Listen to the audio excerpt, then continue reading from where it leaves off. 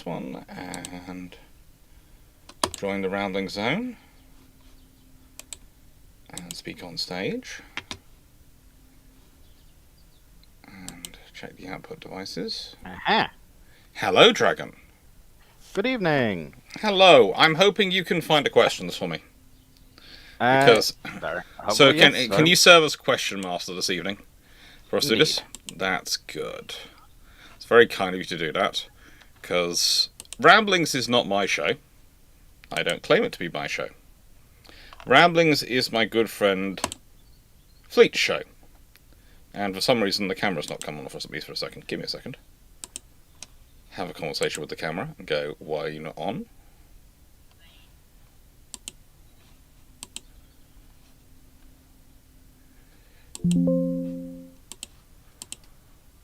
And a bro ships. And yes. And also have to go have a fun conversation with Twitch. Ay, caramba. Because they're both supposed to be running. Twitch is playing a bit up to the moment. I'm not sure if it's Twitch playing up or if it's Restream playing up. One of the two is playing up. Ay, caramba. But, hello everyone. And Twitch now seems to be working. So, this is Ramblings. I know it's the brew ship setup I've got going and everything like that. And normally it's not a live on a Saturday. But it seems this microphone can pick up any machinery noise within a goodly distance of it. Which means it has picked up the BT putting in, that's BT as in British Telecom, not the Admiral, putting in cable in my road. It has picked up the builders when they've been around actually doing some work. And it's picked up the decorators who've been around doing some work. And, oh, good lord, moving into a house takes so long. And frankly, every single video I've recorded this week has had weird noises in the background of it. That I've just basically gone, right then, I'm going to need to re-record all of these. The lives have been fine, because I'm doing them late enough, everyone's gone home. But I've been trying to record the videos in the afternoon, in the sort of afternoon period, so they're done in the afternoon period, so I can be more free in the evenings to sort out stuff for the next day's builders and clean up stuff after them, and it just hasn't worked. Anyway, the reason I'm doing Ramblings, the reason myself and Dragon are doing Ramblings is because poor Fleet has had family issues, and he's feeling very, very self-conscious about letting you all down.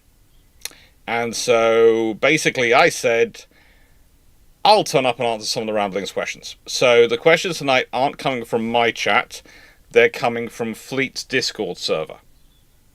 Which, Dragon, you know the details. I'll from the YouTube as well, though. I'll be taking them from YouTube, but his bot won't work on my thing. I'll be directly grabbing them and putting them. You'll be directly grabbing. So yes, so the bot this evening, instead of being called Runon or Runon replacement Powder Monkey, is called Dragon. And be nice to Dragon. Because if you're not nice to Dragon, it's not Dragon you have to worry about, it's Foxo and the fact that she tends to favour weapons which are bigger and way more than she does. Well, she did pose a question earlier, which means it's even worse, possibly. We already know she has a halberd, right? Yes. Well, she raised a question earlier of, do I get Forza Horizon 6 or a full set of body armour? Okay. We now have to interrupt this video with a warning that there is now a small redhead who is now toting more weaponry than most armies in Europe currently have. If you see her, do not approach, do not engage, run. Is that clear? That has been your public service announcement for the evening. Oh, good lord. Right then, so, how are you doing, Dragon? Because we haven't chatted since... We didn't manage to chat last week, so a couple of weeks we haven't chatted in. Not too bad. Looking forward to tomorrow a bit, but beyond that, just been working, getting on with things. And I keep trying to get healthy, but people keep buying me packs of Jerry Bagels. Apologies for dropping in. I'm just Hello. here very, very No worry at quickly. all, So, my good first friend. of all, say good luck. Secondly, this is a catch-up ramblings, but as far as I'm aware, we have no question library. So are you just taking fresh just questions? grabbing But questions. the reason I Fair phrase it enough. as a catch-up is because I'm not doing the actual ramblings, because I'm not presuming to that one. And it's on a Saturday, so I thought I'll call it a catch-up ramblings. But also, it's the questions people wanted to ask you earlier in the week, but weren't able to ask you. So I thought it's more appropriate to call it a catch-up, even though it's live and we're taking questions live, than to call it a regular ramblings. Because the ramblings show is your show. No one does ramblings like you do. Now, also, while Fleet is here, Fleet has, of course, been announcing to you all that soon he will be at TwitchCon with myself and Gareth the Brit. Haven't gotten around to that yet. You haven't got around to that yet. I keep meaning to get round it, that I keep being too tired to actually There's stream. actually on the Discord server there is now official stuff for us to put out and how to put it out. There is actual official stuff we can put up on screen for people to see. And I am going to be doing mine probably tomorrow. I've been looking over it and going, yeah, that's more of a Sunday brew ships discussion than anything else. But there is official stuff on that Discord server, and it is full. We have there's lots of potential fun for us. Yes. Also, the fact that we are going to be on stage between 3 and 4 is a pretty good time, I'm told. Because people, for some reason, considering very rarely turn up for the morning talks. The evening talks. Why. The evening talks. Most people are apparently not really focused on, and so the afternoon talks. We're not directly after lunch, so people will have had lunch and digested that. So that will be digested. So 3 to 4 is actually a prime slot, as what's been explained to me. So we actually have to be awake and actually do a good show. I'm sure we'll be all right. Yeah, Gareth the Brit has he's working on a practice schedule. Just to give you a heads up. Right, well, with that Run. bombshell, I'm going to I'm going to go back to preparing to do Hearts of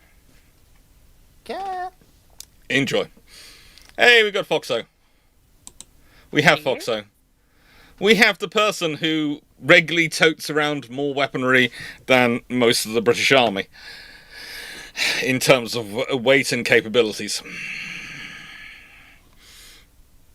My carries are really bad as wearable armor. They put all the weight on your upper body and not on the hips, so you feel it so much more.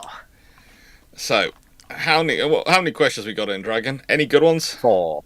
Any I should be worried about? By the looks of it.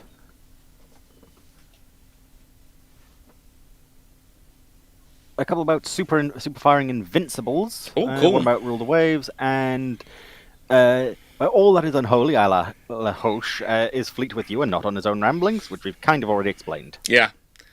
So basically, this is me trying to be a fairly good friend. Because he did actually send a message out Monday going, is anyone free?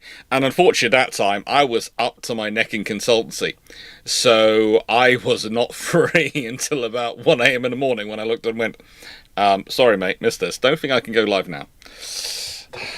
Yeah, I believe that me and Foxo mostly took care of that one, so don't worry. Okay. Yeah, tortured Fleet. That's always good. That's always good. I respect that. Honestly, I am thinking of trying to do something to allow you to torture Fleet while we're live in Rotterdam. I'm not sure how I can set it up so you guys, so you have a sort of special direct, channel that you can appear through and torture him live. It's called I DM him. Or worse, Foxo DMs. I like this. I like this as an option. Anyway, so pick a question. We'll start off with it. Yep. So the question marks Mike did put it in first. So from night 6831, in a Jutland with super firing invincible and indefactible, where invincible is crippled from an amidships hit likely to a boiler room by the SMS Lutzow, does Admiral Hood withdraw?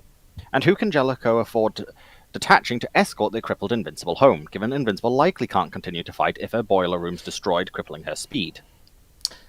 Hood won't probably withdraw himself. He'll transfer his flag, but he probably would order her to withdraw. But in many ways, the battle will probably move past her. That's the thing, is the pace of the battle is such it will probably move past her.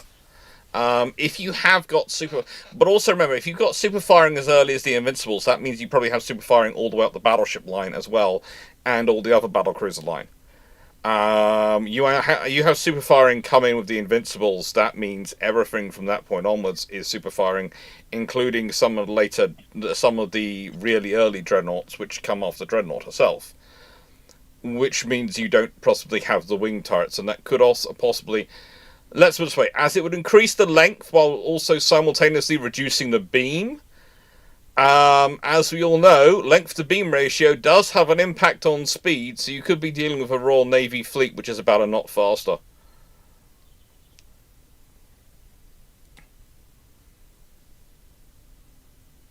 Yeah, I would tend to agree because, Admiral Hood I would agree, I would detach his fleet, but also this is why you have the capability to transfer your flag if your ship gets damaged or anything happens. Yes. You always have something else. You Fleet? You move. Fleet, friendly reminder, the bot does not like cat. So remember, you might be able to ask your own questions while doing other things. However, you are not immune to the bot. Nope. And my bot is particularly sensitive because mine has all the language filters on to protect my little cousins. Or rather, to protect me from the wrath of the elder cousins if the little cousins pick up words. And they can blame it on me. I think I'm the exception to that. From when Ronan gave me one when I had a broken keyboard. Yes, you are... Foxo, you can get away with many things which no one else on my channel can get, because... As I think I've told you before, my cousins have decided you're an honorary member of them, as you have the same hobbies as them. You like to shoot, you like crossbows and bows in general, you like big, sharp, pointed objects. They really quite like you, and they decided if you come down to Cornwall, you're basically being adopted into the family. So you can get away with things that I could never get away with. Dragon can never get away with. Nor do I intend to necessarily try and get away with it. Nor do I intend to try. Yeah. Proceed to stroke my omniscient act lovingly. Yes. In fact, Can I say that because of the names? Jenny, one of the cousins, she's actually apprenticing as a blacksmith at the moment. Ooh. She's decided to go from being just a farrier to being a, as she put it, please don't know that was her words, just a farrier. I consider anyone who specialises in shoeing horses to be kind of a very specialist object and very capable, but she went just a farrier to being a full blacksmith. I'm curious, what period blacksmith? Because not all blacksmithing is made equal. Unfortunately. She is going to be... she is apprenticing under a traditional blacksmith, the same person who taught me how to use a forge many years ago. And he does everything from repairing historic family heirloom weapons up to doing stuff for movies. Most impressive. Yeah.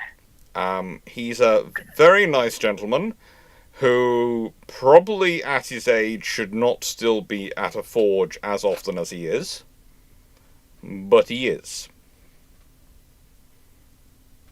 He's also probably the strongest nearly octogenarian I know, because he still has retained the grip strength. Oh yeah. And his other hobby is, and he still does it, free climbing. Oh, that's brave. If it Yes. keeps him healthy, why not? It keeps him healthy, but it does mean that this man is One of these, he likes to free climb the coastal cliffs in Cornwall, where he's not just got to deal with the joys of gravity and finding a handhold. He's also got the sea sometimes coming up to try and take him home. He is a very impressive and very scary individual. My blacksmith, the one I got, that I got my own the axe sharpened at, specializes in 16th century blacksmithing. Mm-hmm. Specifically working cast iron into low carbon steel. Yeah. He's in his 50s now. Yes. And he looks like a bodybuilder. Yeah, they do. They are. This particular gentleman, he is. I would say he's probably got dyslexia and autism mixed in a bit of him, in that he is obsessed with knowing everything about blacksmithing. And every time I suggest to him the idea of him writing a book on the subject, or at least penning down his ideas, he points out that he can't read his own handwriting, let alone anyone else. And I sort of go, there is this thing called a computer. And we both, every time I said that to him, I've been talking to him in his forge, and we both end up looking at the laptop he hasn't opened in the 15 years he's had it, in the corner of his office, which is currently serving as a prop to hold up in place his desk.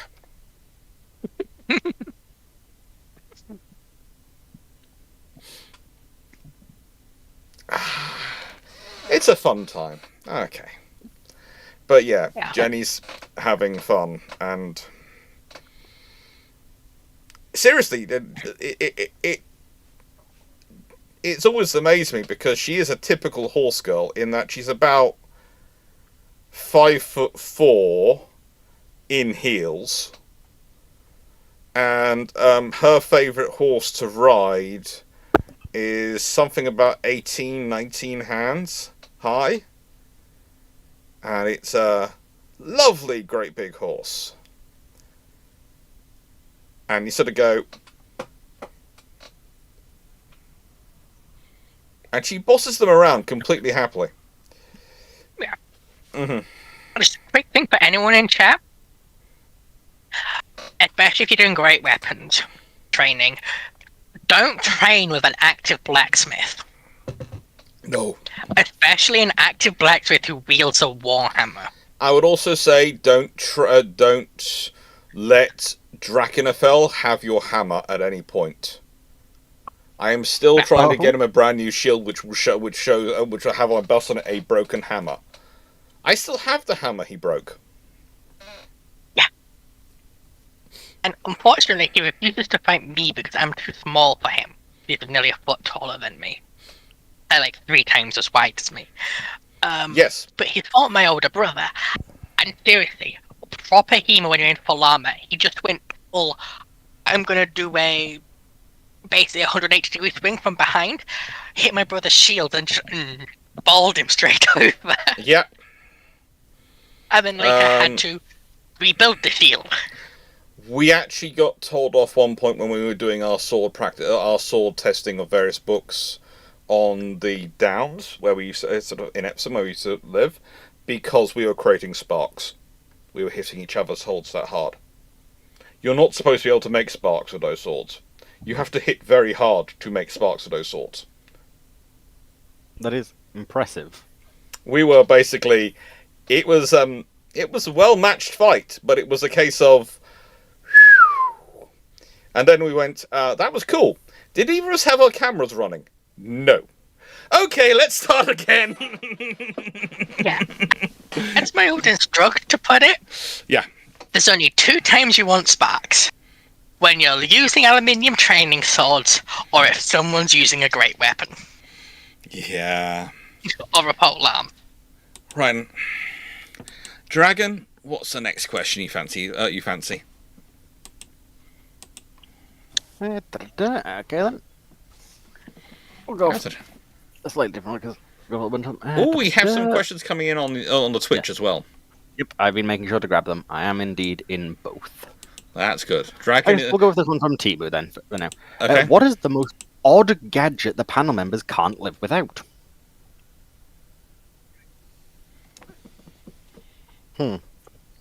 Okay. I have something which is kind of weird, and I'll explain it. So we're currently having the heating fixed. And every time I go in the shower or the bath, I get to hear the heating having its full-on screeching fun. And I find this very annoying. So I instead put this up on the wall, because it's actually a decent speaker, and use that to drown it out. Now, most people, when they hear I have most of my ship-shape colleagues, when I told them I did this bathroom, were basically talking about what did I have playing through the speaker. They thought it was going to be range tables or something like that. Actually, no. Usually, what I have playing when I'm in, especially if I'm in the bath if I'm in the bath and actually going to have a bath because I'm treating myself to that, I'll have an audiobook version of a cookbook playing, and I'll be getting recipe ideas. I am that person who sits in the bath and mentally works out what he's going to cook for the next week or so. Seems reasonable to me. Yeah. I'm not really bad at sitting still doing nothing. I have to be active in some way. And so, yeah. You know, that one I could have guessed, actually. Yeah. Not in any mean way. There's usually people who always have that urge that they need to do something. You can sort of very much tell, just in general with them. Foxo, do you have anything interesting? Considering I know you usually have all sorts of random things. Hey, aside from my emotional support crossbow and halberd, That's a good emotional support system, honestly. one of the ones Karen. unless I have to, I don't go without, is a pair of remote-controlled boxes that have basically they connect to a hand strap. I can sort of control what position the ears are in with a flick of my thumb or my pinky finger. And they're incredibly useful for someone who has trouble emoting properly.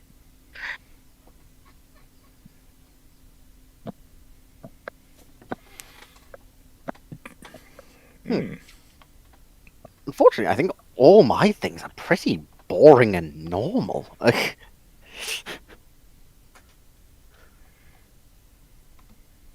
probably wouldn't want to go without my set of hand files, though, but that's because I do a lot of modeling, so incredibly useful for getting little bits of things off and have been surprisingly useful in multiple other random scenarios. Yeah. You never know when you want a file which is only about 3 millimeters across to try and get something.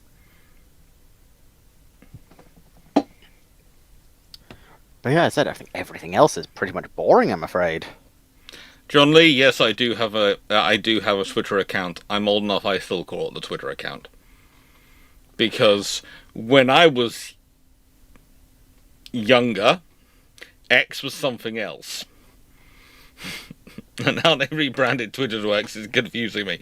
Because my memory of what X was when I was younger was very different. It was like, yeah, I once caused scandal. We can all probably think of this. When your schools first got computers, what innocent thing did you type in that caused a massive panic amongst the staff? Mine was, and this was when I was at primary school, I typed in butterflies, but I spelt it wrong. Uh-oh. And, well, what came up was not what my poor... I think I was about 7 at the time, 7, 8.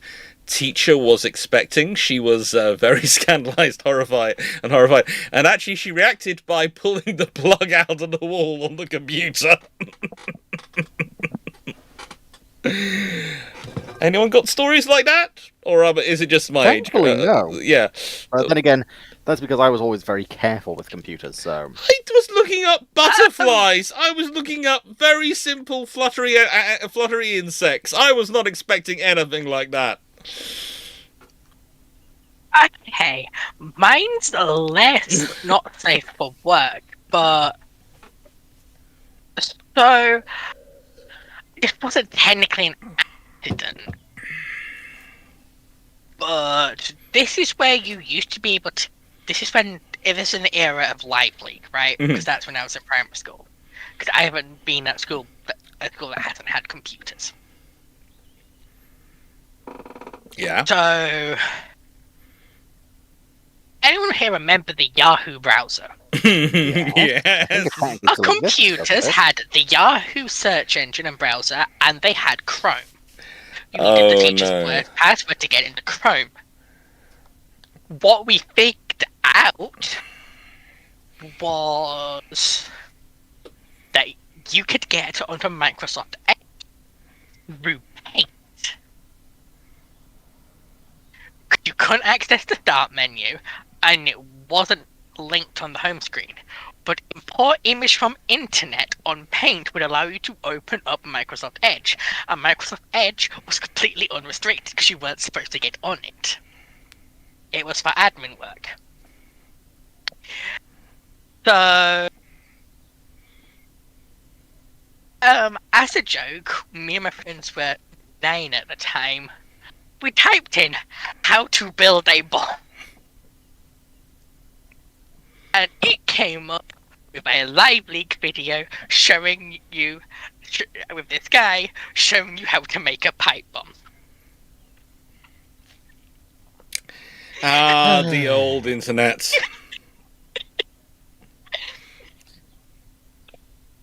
To be fair, we used to have. It used to be quite fun when I was at King's, because the War Studies students, some of the stuff we'd search for what we were teaching, it became a running joke in a certain period. You could always tell when it was heightened security situations, because the police would start showing up regularly to start talking to us about our search history, and we go, yeah, but we're teaching war studies, we're teaching terrorism, we're teaching guerrilla warfare, we're teaching these things.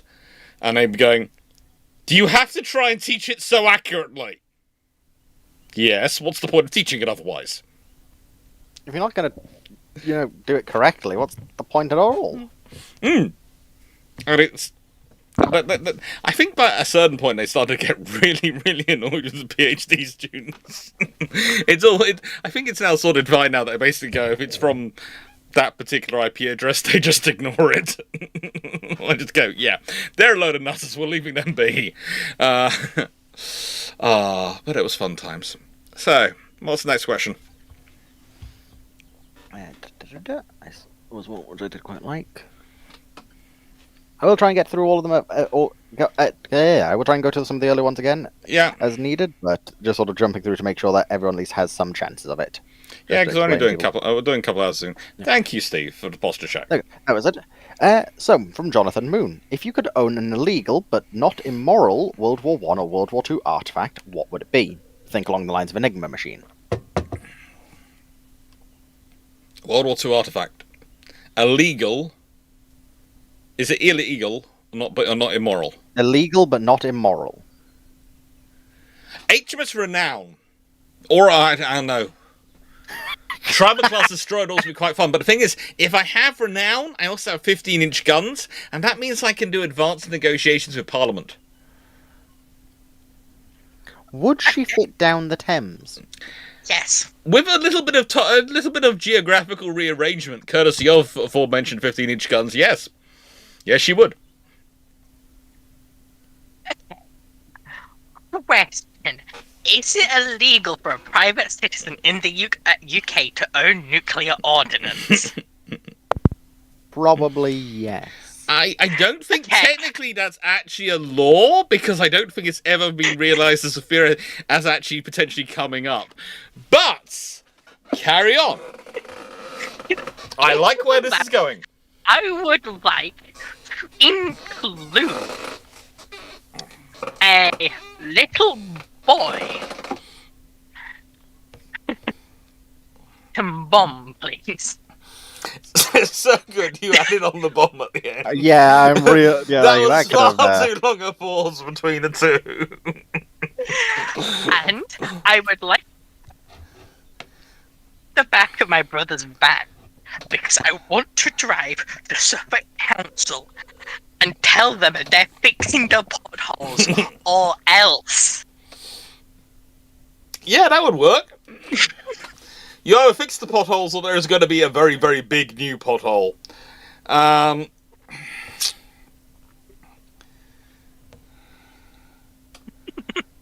Bob's modelling wants an Abdiel class. I like that spirit. I like that action going on there.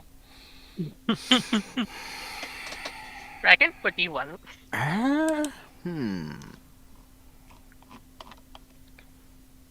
Oh. That's not actually illegal, Tone. That is illegal. I know someone who. Fleet is trying to claim the bot can't stop him in his own server. Are we sure we can't get the bot to stop him in his own server? Yes, because Nightbot is a YouTube, whereas it's not a Discord thing. But me and Foxo can. Yeah. Oh.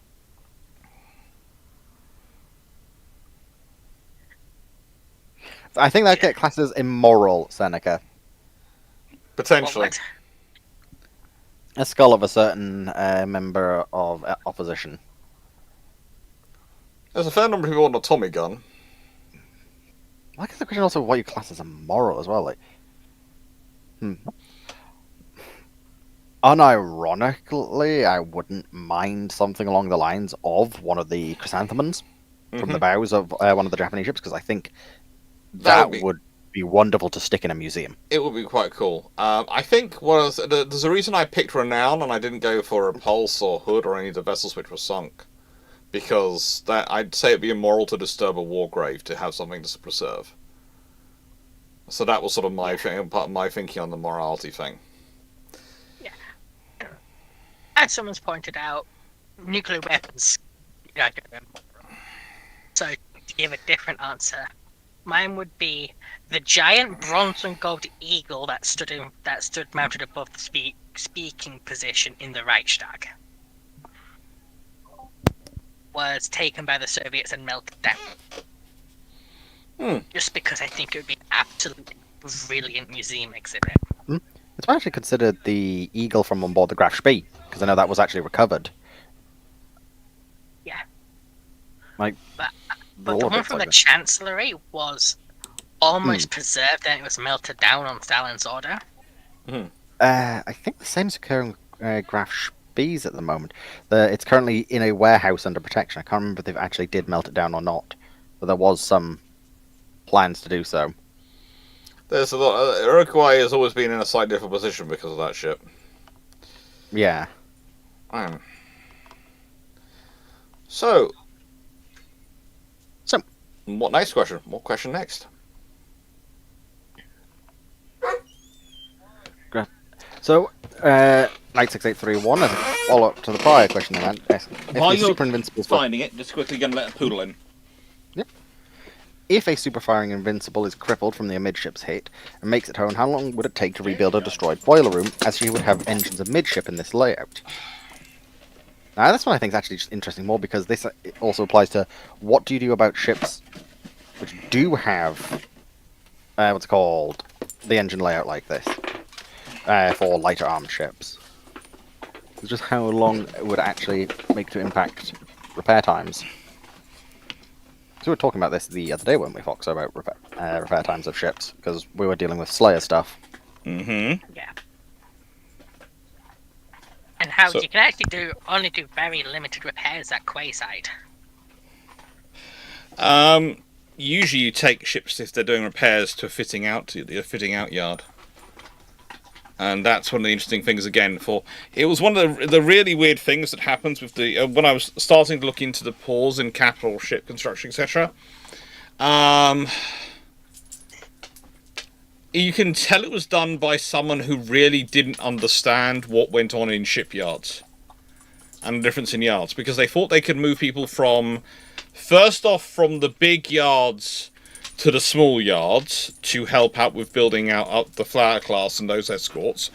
When they realised that didn't work, they wanted to move them round in the yard to work on the different sections in the yard which were building the smaller escorts, only to realise that in a smaller escort, let's put it this way, if you have someone dealing with the big riveter that you cannot have 3 or 4 people all using the big riveters in the same space on a ship. They'll tend to get in each other's way, if not kill each other.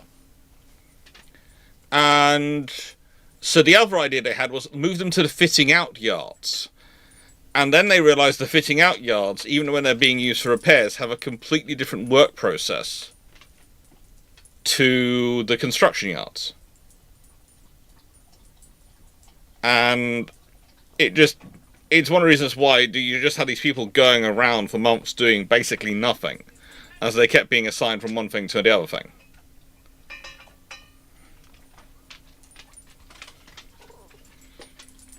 It's fun times of history. It is fun. Okay. You're not doing any more rat dances. So there is an Azur Lane question or two in here from Knight. A few of them I've spotted. Yes. I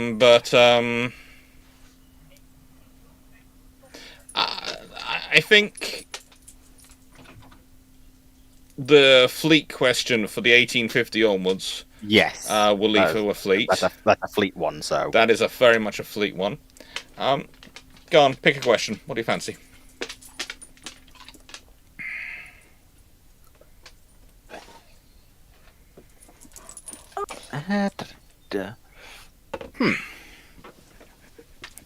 If the Charles de Gaulle got its second ship as intended, how better off would the French Navy be? And was Charles de Gaulle the best carrier in Europe until the 2017 Queen Elizabeth class came in? Yes, and hugely better off.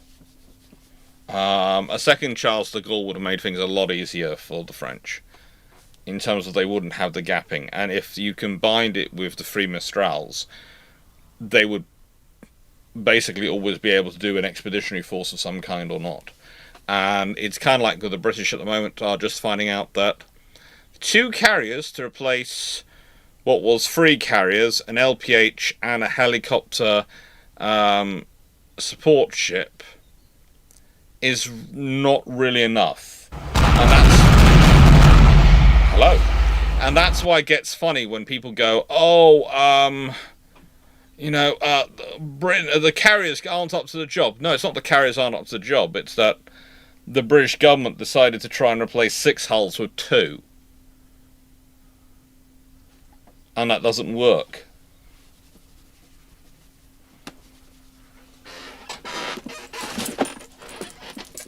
Yeah, the idea of, yes, well, we need to shrink hulls to do this, right, okay, but now we need to do more profiles, okay, so now we have to make the ships bigger to do this. Yes, because they need to do more so we now made the multi-mission platforms. Yes. Well, these are now too expensive, so we need to reduce the number of ships we have, because it's getting too expensive. Yes. As I said, the unvirtuous circle of what happens with ship construction. It's a constant thing. It's why I laugh whenever anyone says to me, this XYZ is going to lead to ships getting smaller and cheaper. Someone actually said on Twitter the other day, who is quite a well-known commentator and someone I normally listen to, went, the Type 26s are going to be the last £1 billion escorts bought by Britain. You know, the future is smaller. And I was sitting there going,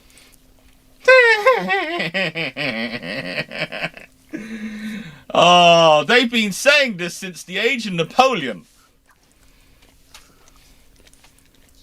In fact, there was a guy who had been running America prior to the War of 1812 who was obsessed with that as an idea.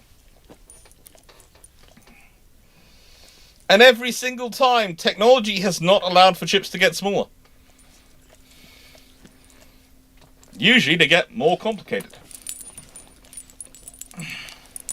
If France had 4 carriers, that'd be great, but they need a lot more escorts than they currently do.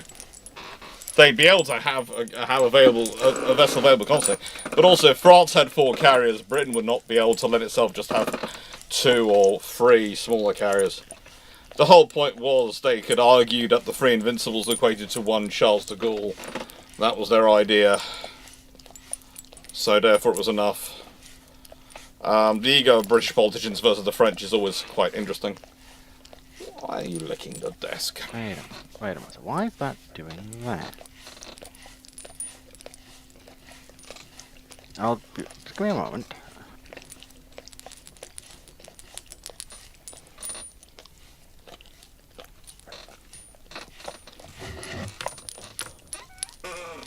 Okay, that is very odd. Yes, so there is no actual audio in the Discord. There's no audio in the Discord. No audio in the Discord. No audio in the Discord. How? What? Friggin' I no was audio just in the checking Discord. that. That's weird. But apparently RBG can hear. So one of the members in the audience can hear. It's just Timo. No, Petch couldn't. I couldn't. Chandelord isn't. Okay. I don't know about Paul. Apparently so then, Petch. Oh, very peculiar. Okay, well, if judging by the fact Paul responded, then, yeah. So, very, very odd.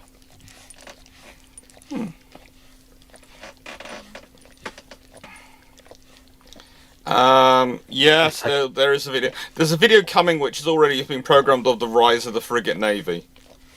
And that's programmed into the Year of the Destroyer to talk about the fact that some ships these days have been called frigates when they have they're destroyers. Stop licking the varnish off the table. It's not good for you. I feel that's not good. Yeah, I feel that's not good for Doggo. It's not, but Poodle is currently... how do I put it? There's so much random stuff going on around him at the moment that he's he's licking everything. He's in lick everything mode, because that reassures him, you know. That's what he feels reassures him. Licking everything.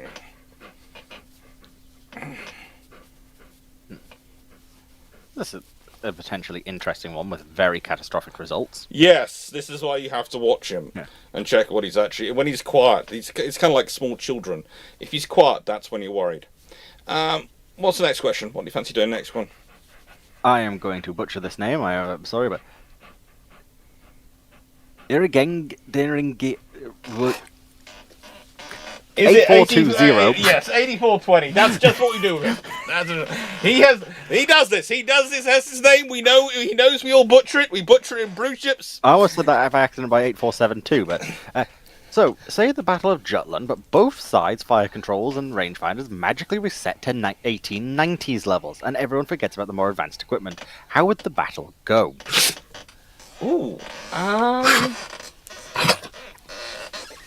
Well, the fire controls aren't that massively improved from the 1890s, really. But realistically, the fleet with the most guns and able to do the salvo firing at range is probably going to win the battle. But the engagement of the battle is probably going to be a lot closer. A lot closer engagement range, which is going to be interesting. That wouldn't resolve the issue with the British shells, though, would it? Because they had the problem of just detonating on impact prematurely. Yeah, but the trouble is they're being fired from such a close range that they probably just go straight in. So potentially very dangerous for both sides. Yeah. It's a close enough range engagement that the odds are probably in favour of the Brits, especially during the daytime when they can clearly identify who's who. But it's also a close enough engagement that, frankly, everyone's going to suffer massive losses. Foxhound, give the Poodle Iron Brew. I have given him Iron Brew in the past. Not on purpose, but he's drunk it. And that was not a fun scenario. And when I say he drank it,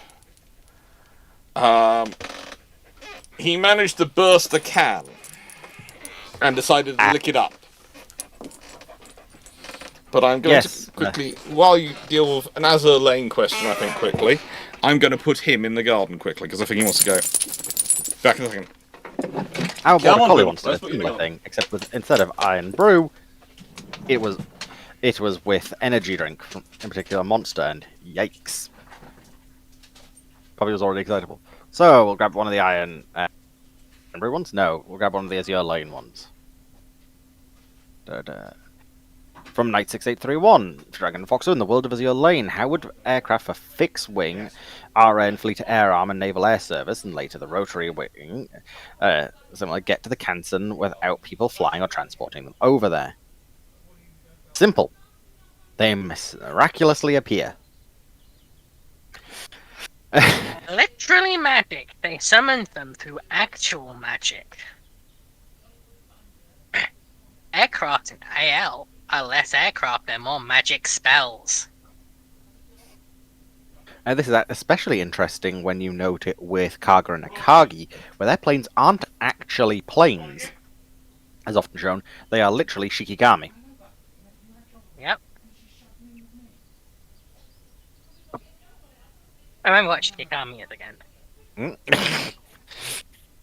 Why did you agree if you didn't know what it was?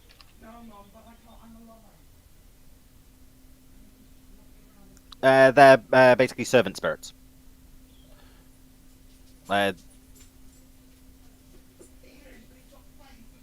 Sometimes you often see them bound into talismans, or the sort of paper men are sometimes referred to as them.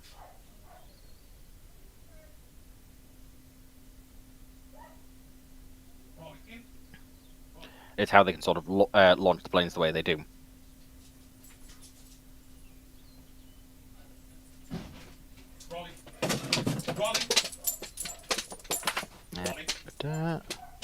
Yeah, come, follow. Just grabbing more questions, so just while doing this, then we'll give Knight another one quickly, because there was a second one I do believe I saw. Scroll. Dragon Fox's spoilers as the new AL collab event, Vacation Beach Laneside Brilliance. Sheesh. Has revealed all Manjus are robots. How much trouble is Akashi in for not telling anyone? They're a fully autonomous AI now, effectively, because the Manjus are autonomous and they are intelligent. Oh no.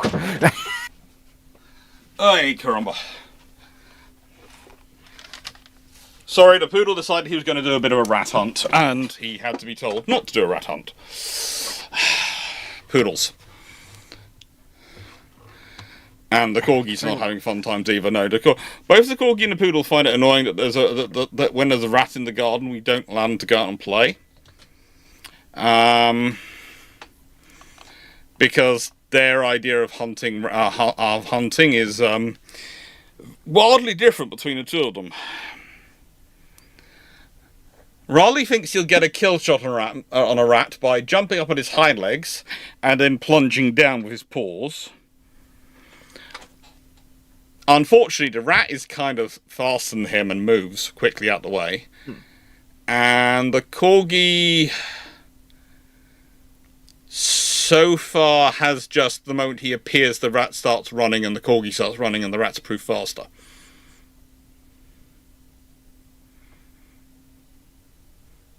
To answer your question, you thought they'd have to still be built and maintained supply of them?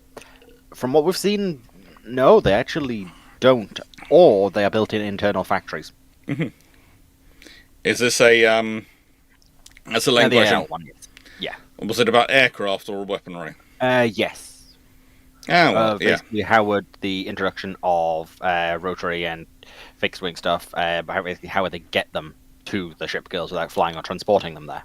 Hand wavy and magic. Yeah. Mm-hmm.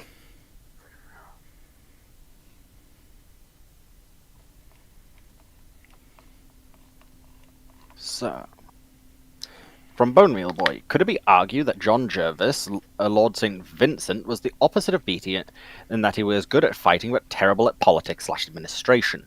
Yes, it could be agreed. It's not so much argued, that could be agreed. But he was also pretty good at strategy. He was pretty darn good at strategy. He was great at fighting. He was good at leading a fleet at sea for most of his career. As he got older, it got a little bit more difficult for him to do the stuff he needed to do, and he wasn't always the most trusting of his subordinates.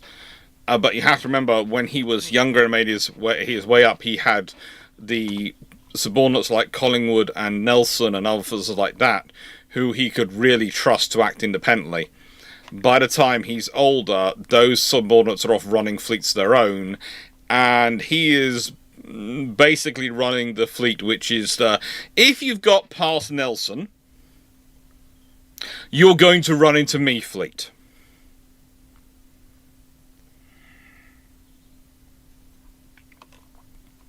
And yeah, that's one of the funny things I have, is that sometimes when I start saying this, people go, "Oh, you're being rude about a great British hero." I'm not.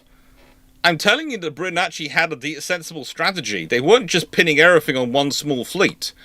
They had 2, arguably 3 fleets behind it. So if the Franco-Spanish combined fleet gets past Nelson, whoop-de-doo. Meet the Western Squadron. They are even bigger. They are bigger than you in terms of numbers. Oh, you got past the Western Squadron somehow, and you've picked up the detachment from Brest. That's lovely. This is the Channel Fleet. They don't smile much, but boy do they enjoy target practice. And if anything of yours gets past them and you survive and you manage to beat the Channel Fleet, hello! This is the Nor Fleet. The same fleet that Duncan had commanded when it had fought against the Dutch. It's known for being filled up with 2 sorts of ships. Very hardy, very well trained ships, which are a smaller fleet, but they're usually fighting the Dutch, so they don't need to be as big, because the Dutch don't have the same numbers. And also a large number of ships being pulled out of reserve, which means they are over heavy in second and first rates, because they are often the quickest things for them to activate from reserve. Do any of those sound like good fleets for you to be taking on? Not really. No.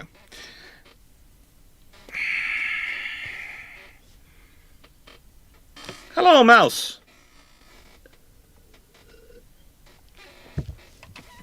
So, what's the next question shall we do? Oh, nice to hear everyone's question. If your super firing of Invincible crippled from the midships takes it how long to rebuild a destroyed boiler room? She probably doesn't get rebuilt.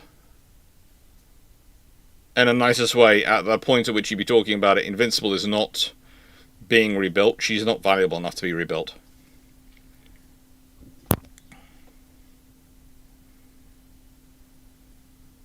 Okay. Let's go with this one next, though I think I already know what the answer from 2 people might be. Hood and Bismarck's Wet Paddocks. It's great when I get a British commercial to start my viewing. What was the commercial? Or was it me talking about the scenario of the fleets in the age of Nelson? Because that's not so much a British commercial. That's just the Royal Navy had a small advantage in total numbers of ships, and they weren't afraid to use it. So, this one from Pseudo Uini. There's a 2 there, but I'm ignoring the 2. Okay. In Canada, United States, and Great Britain, a new law gets passed, allowing for the private ownership of World War II era vintage reproduction warships. What is your first purchase? I'm doing a crowdfunder, and I'm building a new Travel class destroyer. And then I'm building a battle class, because none of them exist. No, it's actually a real shame that none of the battles survived, because they're actually quite interesting. Foxer, your choice? Oh, sorry. I'm building a teacup. Not the choice. I can prove to you that high-speed submarines on the surface are a bad idea. But anyway. You're right to say something, sorry, Dr. Clarke? Well, Knight was going, would they really not build Invincible? Yes, really they wouldn't. So let's be honest. If she's that damaged in 1916, what is her value? Do they need her for going around dealing with German threats around the world? No. The Germans are now concentrated by this point in the North Sea. Is she something they would want to retain post-World War One? No. So they're not going to rebuild her for that reason. She needs a whole new boiler room.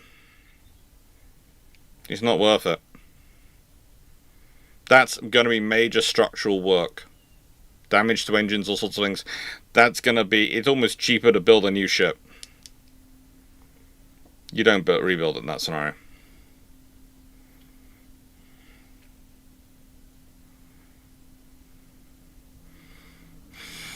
Some people going for Warspite, Hood and Bismarck, wet powder bags. Well, you have earned your love from Drakenfell for that one, but you might also get a fight with Drakenfell over who actually has her. Oh. There is a lot of ships that could be fun. Mm-hmm. To a degree, I would love a KGB, because I Yes. feel Britain should preserve the battleship. Oh, not to interrupt your flow, but to just say that someone's actually done a very nice gentleman, I think gentleman, called Thunder, has just done a video where they have literally gone through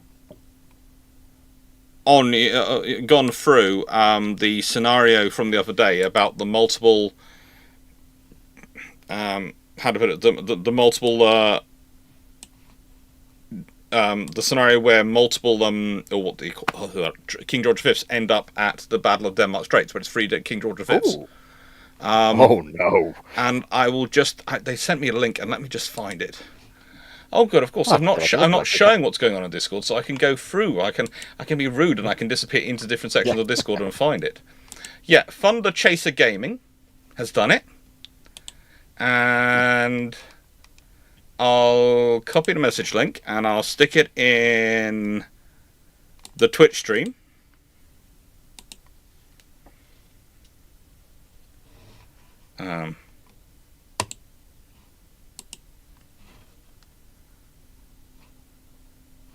Yeah, I've got the link. I'll stick it in the Twitch stream, and I'll stick it in the Discord, in the YouTube stream, so people can go find it if they want to.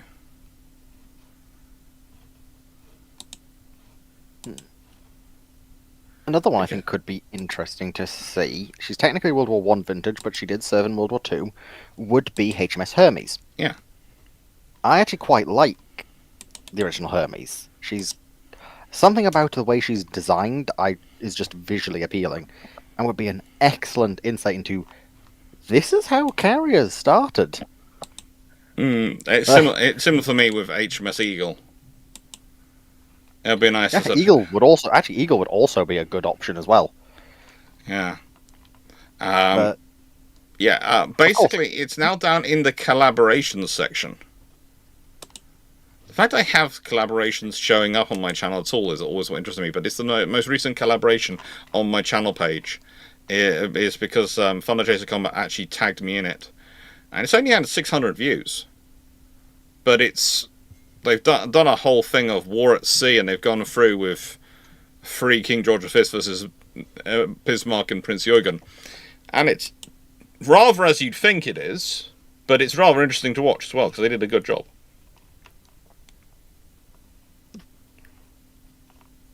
of course, another fun option for vintage warships would be just to annoy people is get something like Graf Zeppelin. Yeah. That would get people going, oh god, please, no. Or Burn. Burn's a good option there too. Sorry, I think I short-circuited for the last few seconds. I have no idea what you just said. Yes, clearly. I completely short-circuited on that one. I still love the fact that I managed to get through a video recently on an alternate history scenario. And I managed to quite so minimize the discussion of a certain ship.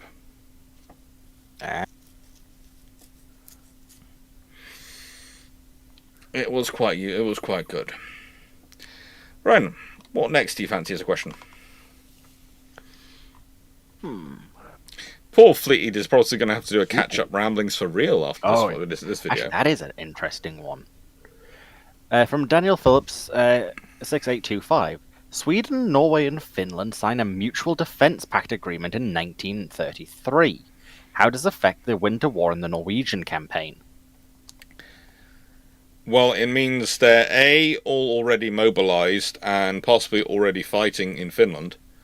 Also, if they did sign such a mutual defence pact in 1933, the odds are Lithuania, Latvia, Estonia, and Denmark would also be part of it, because Finland, Sweden, and Latvia already had a very interesting defence relationship and defence cooperation going on. So you actually, whilst with those three, you're going to have a very interesting mutual defence pact, and it does mean they're going to be far more alert and far more engaged and operational, and their forces are going to be far more worked up. And Norway and Sweden are both going to have quite a large number of veterans who they probably rotated through the Winter War, various points of the Winter War, and Finland's not going to be in such a scenario where they've been backed so into a corner. But also, you're going to have a scenario probably where you've got Denmark and the Baltic states as part of it as well, and that's going to be a really interesting organisation because they've all got some very interesting defences, and some of the submarines especially that they've got in the Baltic states are really quite interesting. The other potential member of that grouping could be Poland. The proper Middle Europa. Yeah, potentially. Well, it's a really interesting scenario because what you probably then have is both of us doing even more work, but also they've probably upgraded their air defences quite considerably because, let's be honest, the reason the Finns were buying a lot of equipment in the 1930s was because of the war going on. So the others will be buying fighters as well, and so they'll be rotating aircraft through to the front, and they'll be rotating troops through to the front, and that's the thing. It suddenly becomes a scenario where those forces will not have been able to disarm as much as they did historically. They'll actually have to be funded in the 1930s, which means for Germany, the invasion of Norway could be a nightmare, but also the invasion of Denmark probably would not go as nicely for them as it did historically. Historically, they found the Danish chronically unprepared and unmobilized.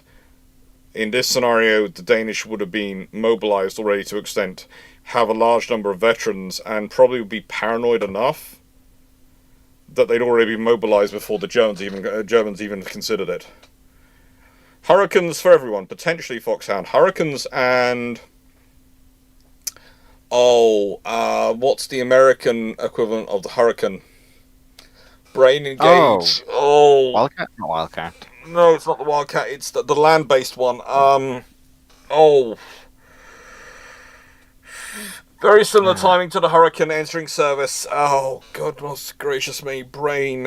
Don't do this to me. Chat, help the old Brain out. Kitty Hawk P40. Yeah, Kitty Hawk. I think it's Kitty Hawk, not the Warhawk. P40. Warhawk. Yeah, P40 is Warhawk. Warhawk P40. Then sorry, Yeah. I thought it was the Kitty Hawk. You've got the previous P36 Hawks as well. So. Yeah, so they will also be there in quite large numbers, probably.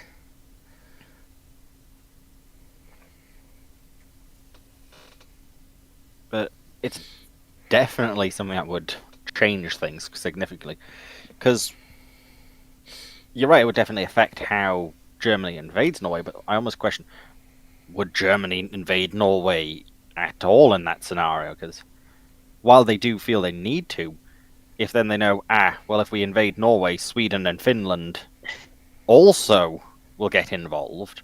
But that would... here's the thing I think we're all forgetting, though. If you have a much more politically active Denmark, Norway, and Sweden... You're breaking up. Alright, it's better? Yep.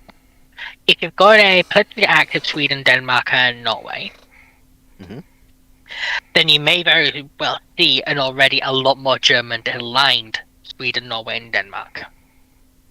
Because Sweden specifically heavily considered being a part of the Anti-Comintern Pact after the Winter War. Mhm.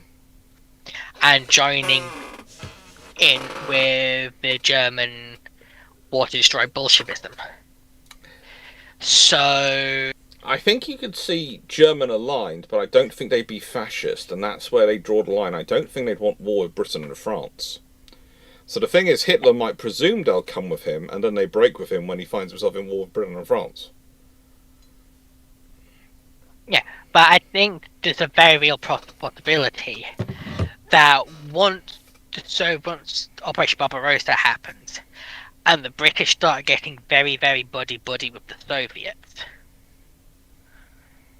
you might see Norway being pressured into at least acing U-boats out of Norway to attack the EU convoys. And Germany could sort of get Norway as a de facto control Norway. Potentially, but that's going to be a lot more problematic for them to run than when they control Norway directly. But also, there is the issue that Norway might go neutral. There's also, and this is the one thing that's making me not so particular, is potentially because in 1933 they might the strongest anti-Soviet power, the strongest power that keeps fighting the Soviets on beside the Baltic states as well as them, is Poland. And you have to remember, Poland actually wins a few wars against Russia in that period.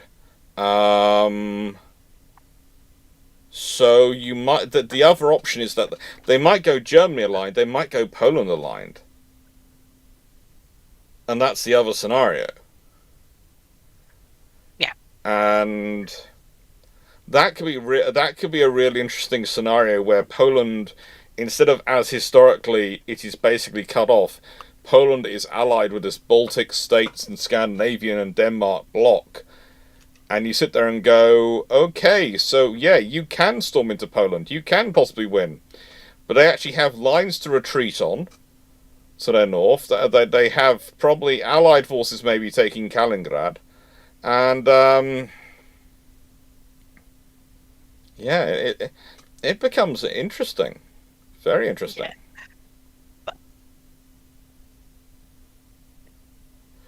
Yeah. You're breaking up, Foxo. I do think there's a chance specifically that the Scandinavian countries will pull a Romania. Yes. And either way the tides are turning and going, we're either with the Germans against the Soviets, or against the Germans and the Soviets at the same time. Mm-hmm. And the Soviets, well, in hindsight, Oh, you're breaking up again. but that was very much a hindsight thing. Just to respond to Marius, the German's response about Victor Quisling and the National Schmaling.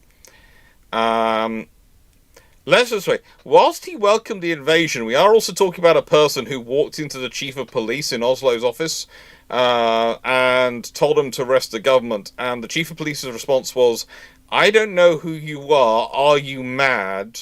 Rather than thinking this was a serious political personality. Vigdon Quisling was an interesting soul, is how I'm going to phrase it.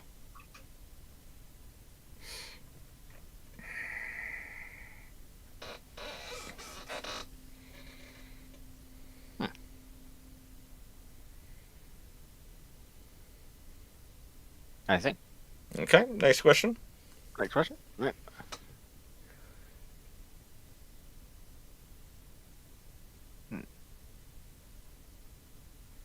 Why is John South started off with a nightmare scenario of assuming Iron Brew 1901 is unavailable, full fat, diet, or zero? Yeah, well, if you want to do that one, we can, because that was one of the questions. Is that the second part to a question? Yeah. Or is that the whole question? I think it's the whole question. I assume Iron Brew 1901 is unavailable. Do you go with full fat, diet, or zero? Is what I would have went off. But they can correct me if I'm incorrect in that. For regular Coke, for regular Iron Brew, I go full fat. There's no point drinking the stuff if it's that. I just prefer to. I normally limit myself to a maximum of 3 cans a day. I occasionally will buy myself a bottle and drink more than the equivalent of 3 cans in a day. You've seen it a lot recently, but it's more something I do when I know I'm going to have to either deal with a lot of people, and I want to be able to shove a drink in my mouth to stop myself speaking, or, and this is going to sound strange, when I know I'm going to be talking for a long time, and I think I need it to protect my voice and keep talking, because I do a lot of talking. I basically talk for a living. That's my joke, because I do consultancies, and of course I do YouTube to fund my research, YouTube and Patreon to fund my research, and I do online teaching for various universities and sometimes go and talk. So basically, I do drink a lot of liquids to protect my voice.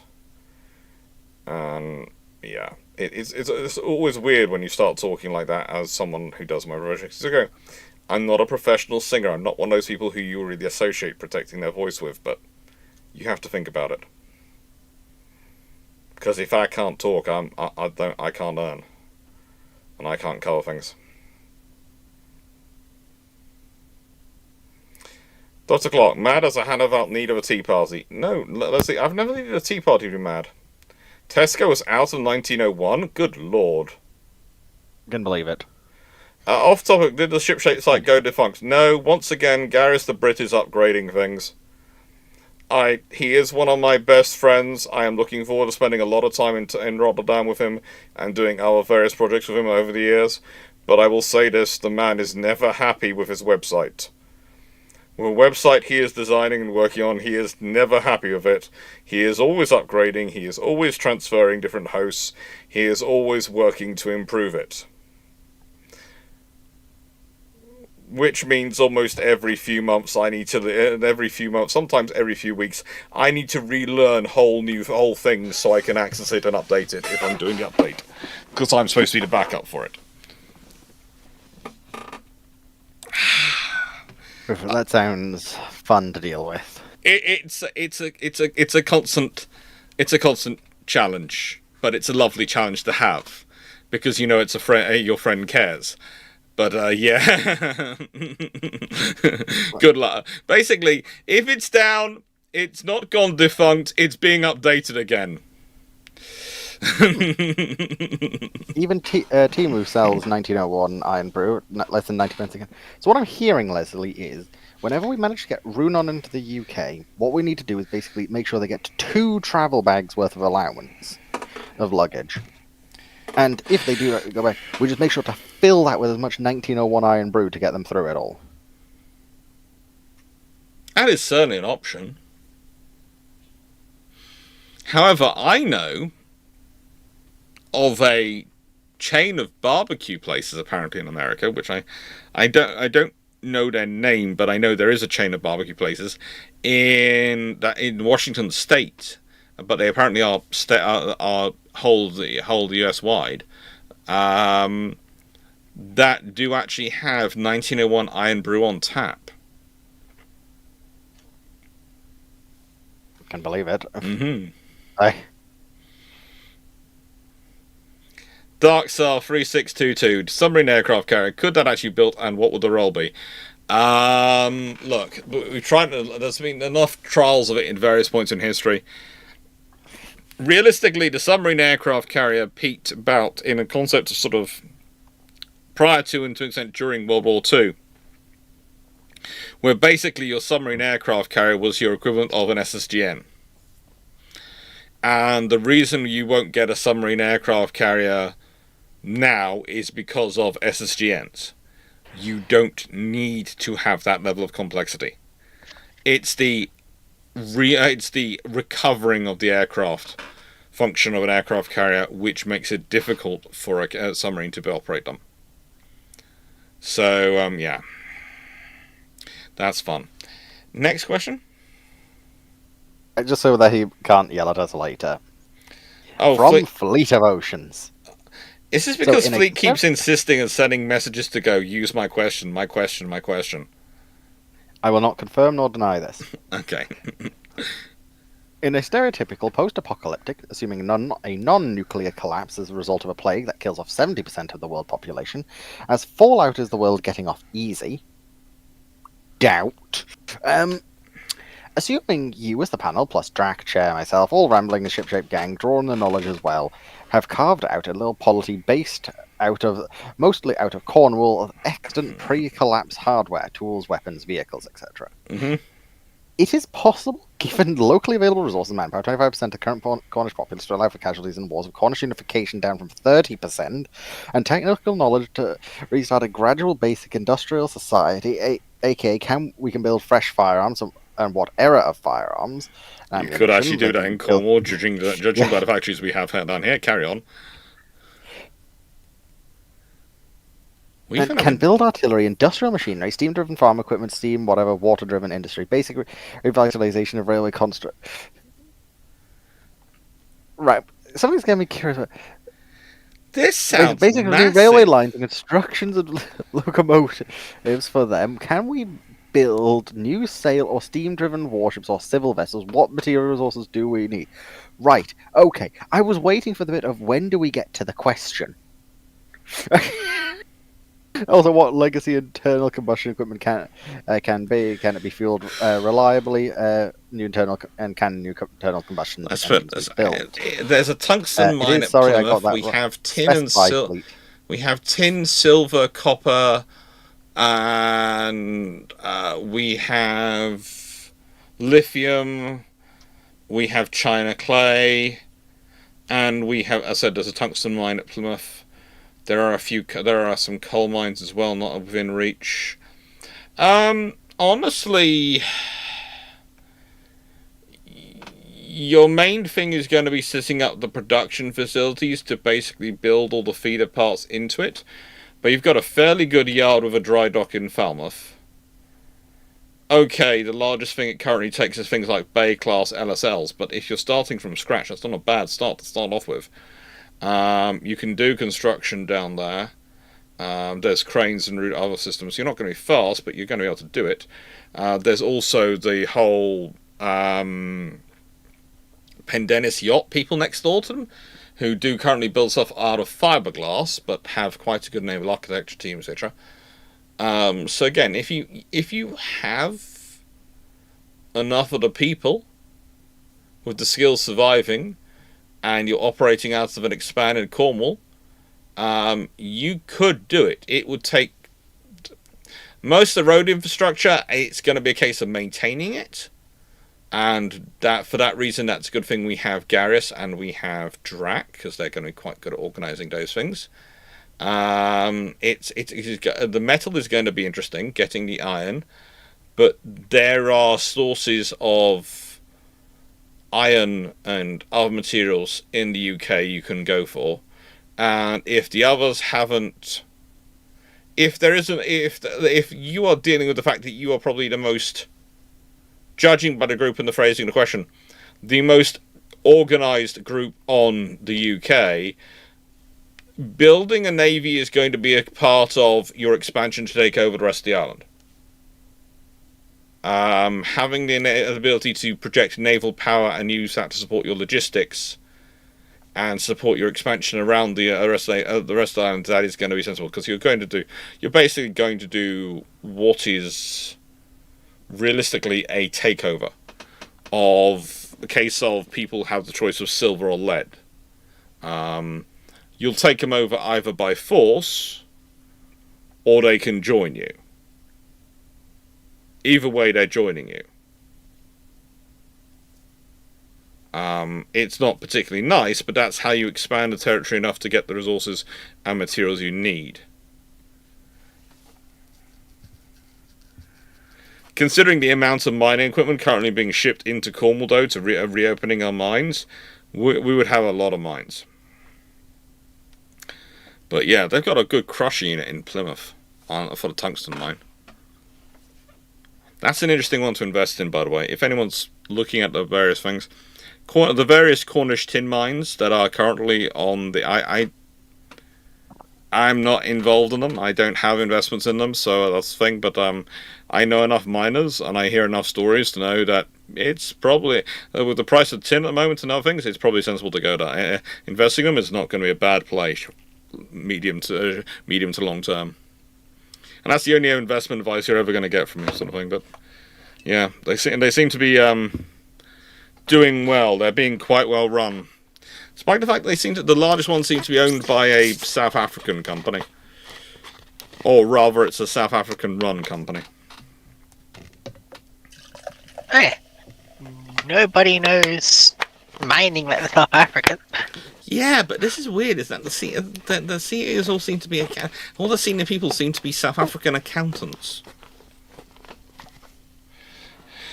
There again, that might be sensible to keep the mines profitable.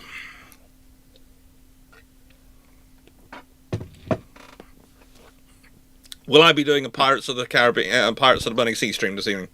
Lions. Probably, is what I say. I'm hoping to do one. But I'm going to carry this on till about 10:30ish. And then I'm going off and check everyone's happy and sorted and organised. And then I'll restart and do a Pirates Burning Sea stream from about 11 o'clock if I do. I'm going to. But yeah.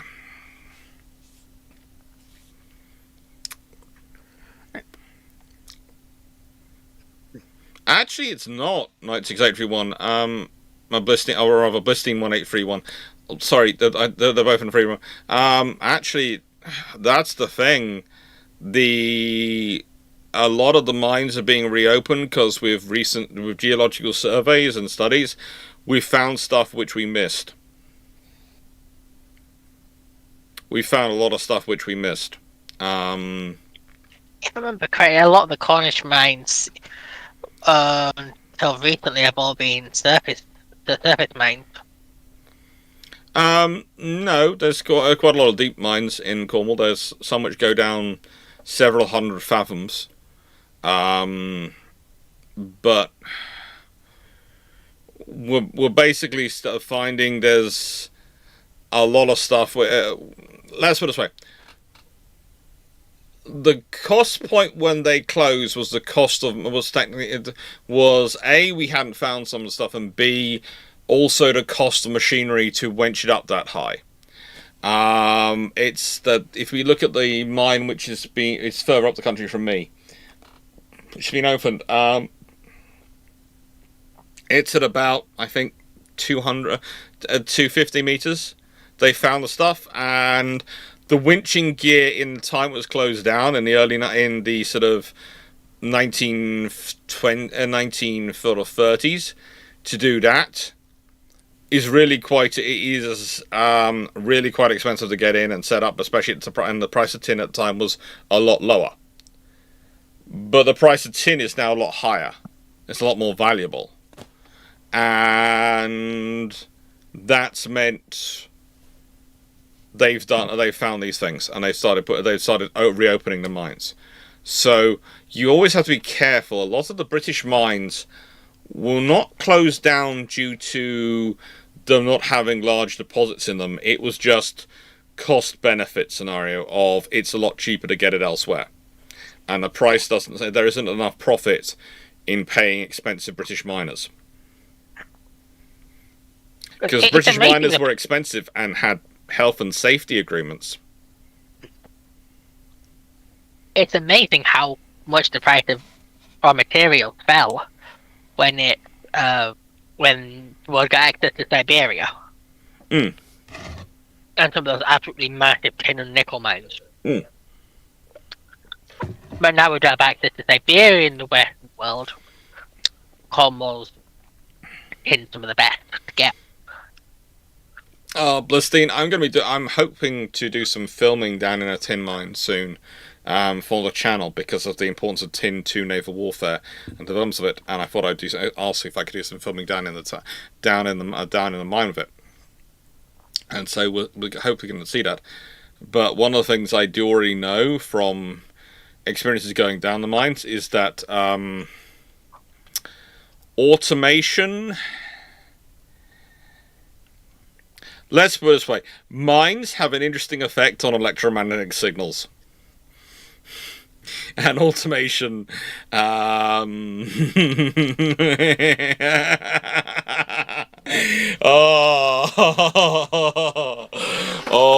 yeah,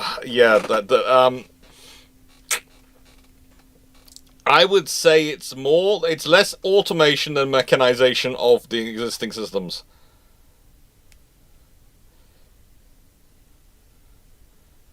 You have to employ a lot of human miners. I know quite a few of them. Right. That's quite a few of them. There's a lot more here. Mining is a lot more human intensive than people like to think about sometimes these days. As people tend to forget, microelectronics do not like small bits of magnetic material. Yes, and also, let's put it this way, a lot of them are designed for a...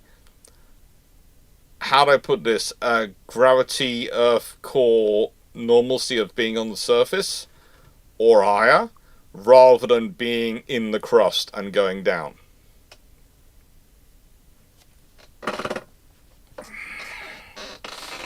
It's kind of like magnetic torpedoes and the fact the Earth's magnetic field and how those would get set off and react differently in different areas of the Earth. Underground is its own place. But it's sort of like why you can break someone you don't like's computer with a small, as a nail decorating case of iron filings. Mm-hmm. Because you'll short out their motherboard and fry it. Mm-hmm. And that's with very low purity iron. Imagine the contaminants down a tin mine. Yeah. Which is also... So you just said you could always use fiber optic cable.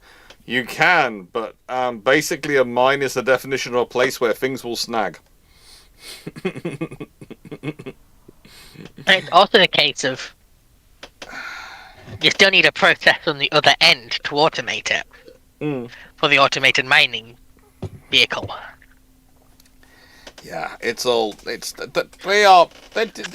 are things coming to it. It's becoming interesting, but yeah, it is. That's a fun time. I like going down in mines. It's quite cool. I have to admit, I was. Who was it? Is it the Diesel Brothers? Was it? The guys in America, I think, who were always buying wacky cars, flying around the Black Hawks. Anyway, the first video of theirs I ever watched was one of them going down into a random mine, and I just went, "These are my people. They see a hole in ground. They think, I shall investigate it."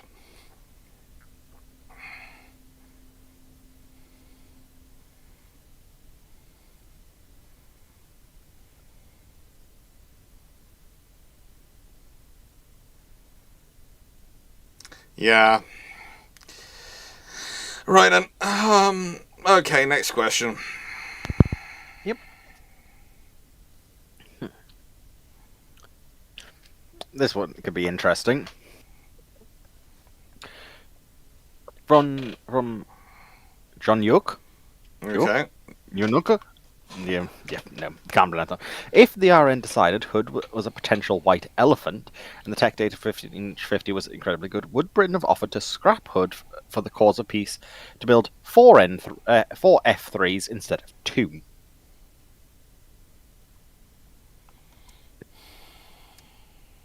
That's interesting. Sacrifice Hood to get another pair of F3s? Because I'm assuming then the idea is they build F3s instead of Nelson and Rodney. Yeah.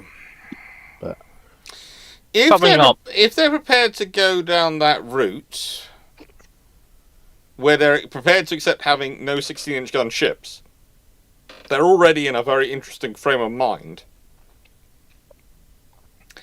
I think, potentially, though...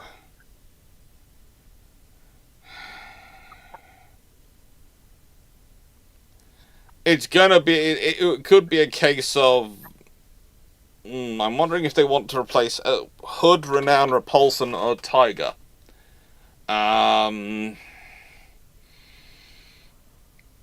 They might argue from the perspective of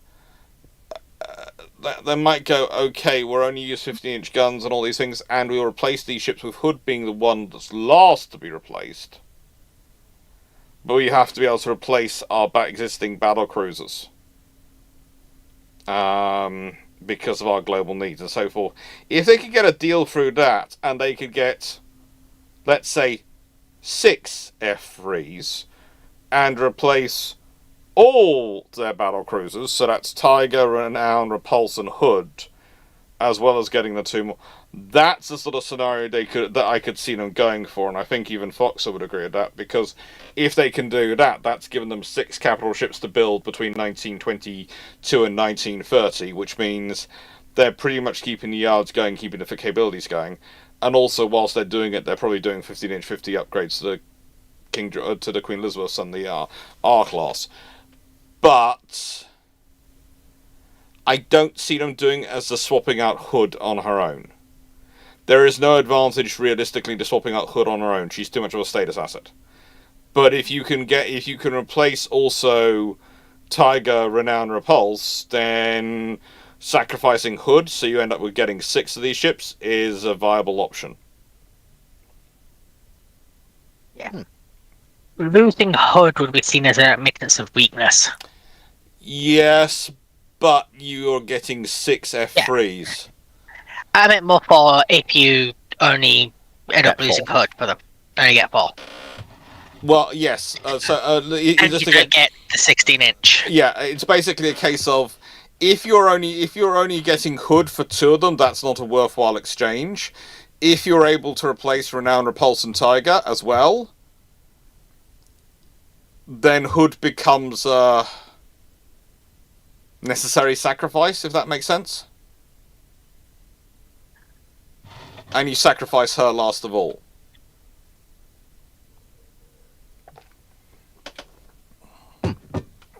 Because also, correct me if I'm wrong, but F3s are meant for roughly 28 knots, aren't they?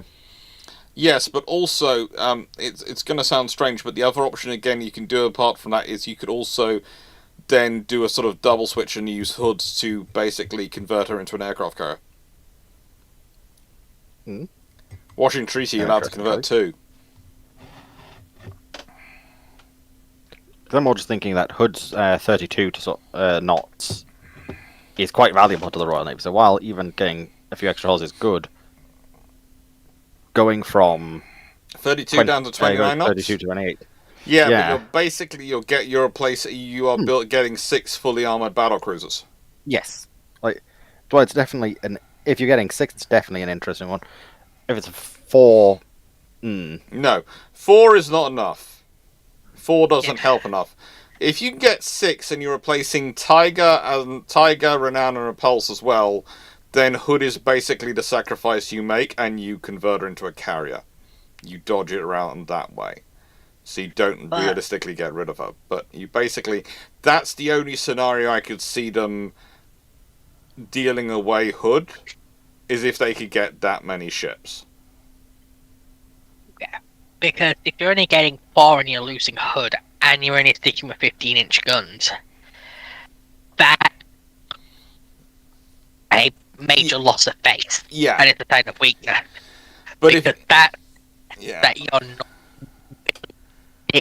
by your own name, it means you're not. It signals that you're not willing to stand by your own naval policy, which suggests that if your competitors keep pushing you, you'll back down more. Yeah. Whereas if you're getting 6, and you can also use it as a chance to upgrade the rest of your fleet, so you come to a uniform fleet of 15-inch 50s for the R's, the Queen Elizabeths, and your 6 F3s, and you suddenly, there is a reason for doing it. And you look like but also probably in that scenario as well, you probably do the engine upgrades on the Queen Elizabeth so that they end up being roughly 28 knot ships as well. So you therefore end up with a battle line which is basically a fast battle line of 5 Queen Elizabeths and 6 F3s. and the R's as the sort of security that you're going to replace as soon as you can. And the thing is, the British would then be able to go, we have a faster battle line than anyone else in the world by a hefty margin. Because if their whole battle line is if they've got 11 ships of roughly 28 knots, that means they can outpace the Japanese battle line, they can outpace the American battle line, they can outpace the Italian and the French battle lines at that point. But that's the thing is, your Hood is never a ship which is supposed to be in a slug out battle. She's not designed for it. Whereas, yeah, you're not going to get rid of the 13.5-inch ships. The 13.5-inch ships I got rid of to justify the difference. There is a potential with the F3s and all that. You could actually end up getting 7 F3s for that price. Because you're making the case of the 13.5s and all the others, so you could end up, and then that would be really quite useful, because 7 F3s backed up by the 5 Queen Elizabeths and the 5 R's, that suddenly starts to look like a very capable fleet. And that means you're having one. You're almost having one coming in a year, from 1924, 5, 6, 7, 8. 9 and 30. You have one coming in a year. For those 7 years, you could have so you could really keep your yards going.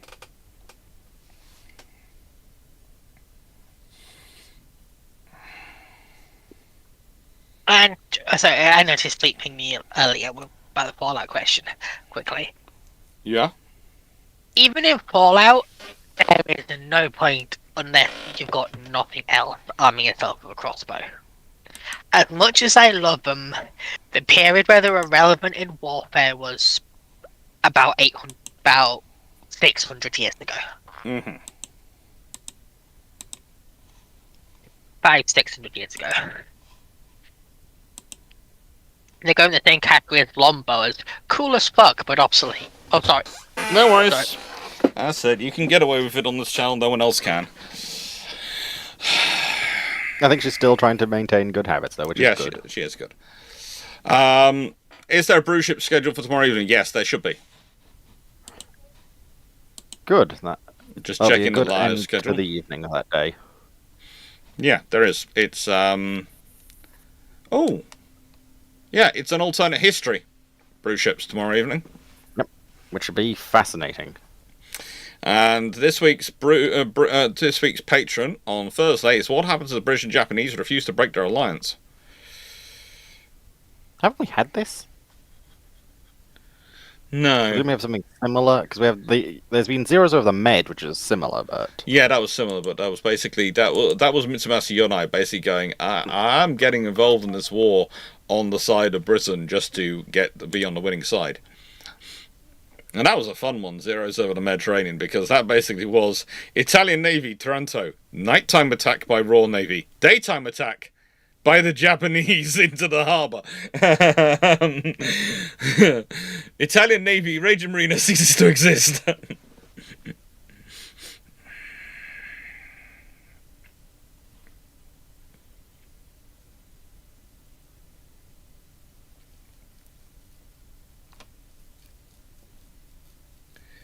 so, shall we grab the next question? Yeah, go on, pick the next question. I just wanted to pop in to thank you for the marvelous work you're doing. And keep it up. Yeah. This is one Fox I might be vaguely interested in then. Go on. From 8420, because I'm not good at pretending. Medieval North Sea / Baltic piracy is such an underrated topic. Do you think Klaus Storenbaker? Yes. Had a lasting impact on maritime culture / practices in the region? This is more Yes. your area, so Yeah, he did. go on. I'm not familiar with him. Okay, so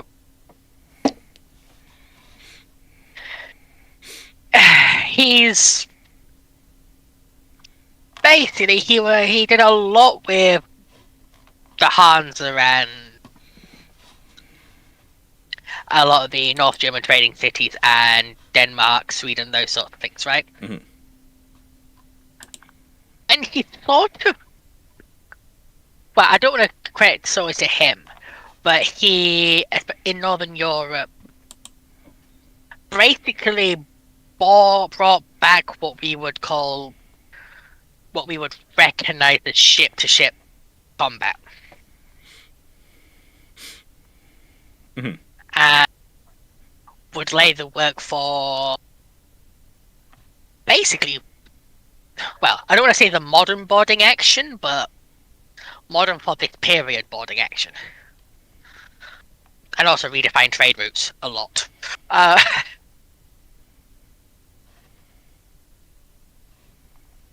yeah, I won't gush for too long.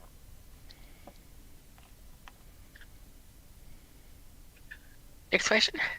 Okay. Good answer. Oh, he was also one of the first people to codify trade laws in medieval Europe.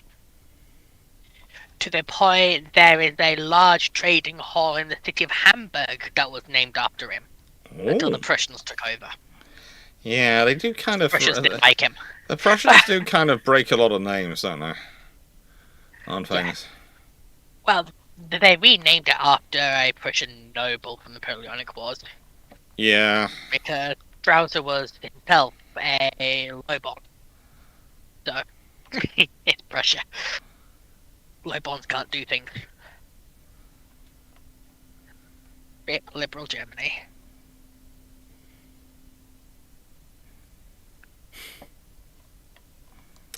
Sometimes. Right, then. If the Royal Navy got 3 10 to 12,000 ton plus Tiger class light cruisers armed with 6-inch guns and 12 3-inch AA guns, how much larger of a hull does the effect? Much does the larger hull affect the issues with the guns? Well, it gives them more stability in space. It also gives them more turrets to work with. So, for a maintenance issue, if you have a turret down or even a gun down, that's less of an impact on your overall firepower capabilities. It also, longer term, makes them more of something which is, how do I put this politely, is more something they are going to be flexible in terms of assets. Also, the larger hull gives them a better base for being upgraded and modernized as things as time goes on, and gives them more a case to be modernized. So let's be honest, when you're dealing with a hull that size, the urge to fit other interesting things to it becomes high. AC-75, not RO7. Thanks. Got a naval med question for Dr. Dan. I will warn Dr. Dan, he will be excited. He likes the fact that people are now starting to turn up with questions directly for him. He is looking forward to Leeds. I keep winding him up that there are going to be people who are going to turn up, who are literally going to turn up to the... and this is the thing, for Leeds, if you don't... For the event at Leeds in the Armoury in first weekend in June, our good friend Leslie is organising... And then, by Leslie, I mean Leslie, who is in the chat and is one of the admins and really, really nice guy, is organising something at Pizza Express for after the talk. So yes, everyone's I think invited, but basically arrange it with Leslie if you want to come along. And I keep winding up Dr. Dan that there's going to be people coming along to that dinner, to that particular point of Pizza Express, literally to ask him questions.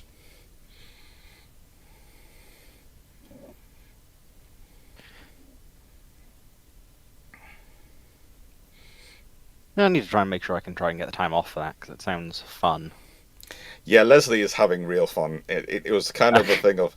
I kind of voluntold him that was going to happen, because he was already keen on organising a dinner, and then things happened, and I realised no one was actually organising a proper dinner for the conference, and I have faith and trust in Leslie, and I knew I have very limited to no time to organise these things, so I kind of dragooned poor Leslie into doing it, and Leslie is doing a wonderful job, so please everyone give a bit of love to Leslie for doing that.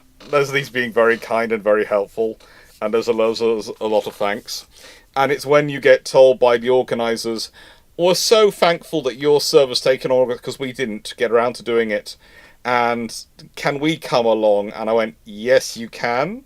I will pass that on to Leslie." And it's things like the TV agent who represents myself, Drac, Garius, pretty much everyone in the Shipshape crew, is going to be there. So this Nigel is going to be coming along, and he's at the conference, and he's going to be at the dinner, chatting away with everyone. So if you want to find out, ask questions for how they pick people to talk in TV shows and all those things, he's going to be there. There's going to be lots of really interesting people there to chat with. That conference is going to be really cool.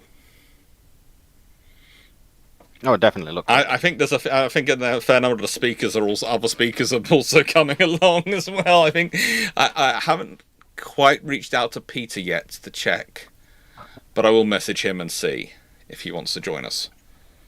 Yeah.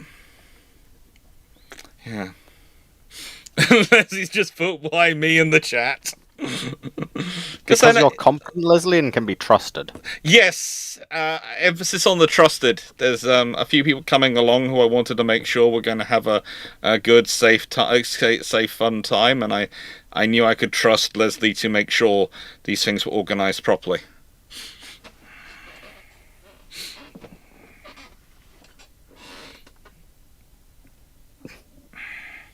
Okay, next question.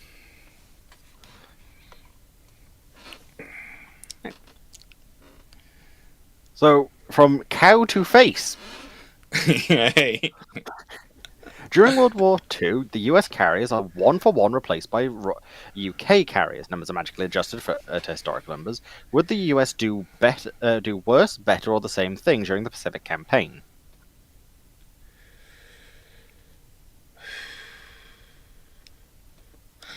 American doctrine is more based towards numbers of aircraft. So if they are replaced with their closest proximity, i.e. Implacables and Ark Royals, then they will be fine. If they are replaced with Illustriouses, there is going to be a problem. The American carriers are going to be more survivable and less likely to be lost to some of the things they were lost to. But the thing is, the American carriers, how to put it, the British carriers are designed with the realization that whilst they like to fight in the open ocean, at some point they're probably going to have to fight in the Mediterranean and the South China Sea, which means they're going to be dealing with a lot of land-based air power. The American ones are designed with the fact that they have got a lot of space to maneuver. And what just fell over? Did you hear the crash come through the microphone? You're okay? You're not bleeding? Good. Nothing fell on you? No, the saucepan jumped off the stand because Rita left it in the middle of the thing and I need to get to the boxes. So you're dubbing the poor decorator in it, not yourself? It was... yeah. Okay. Alright. It was sister related.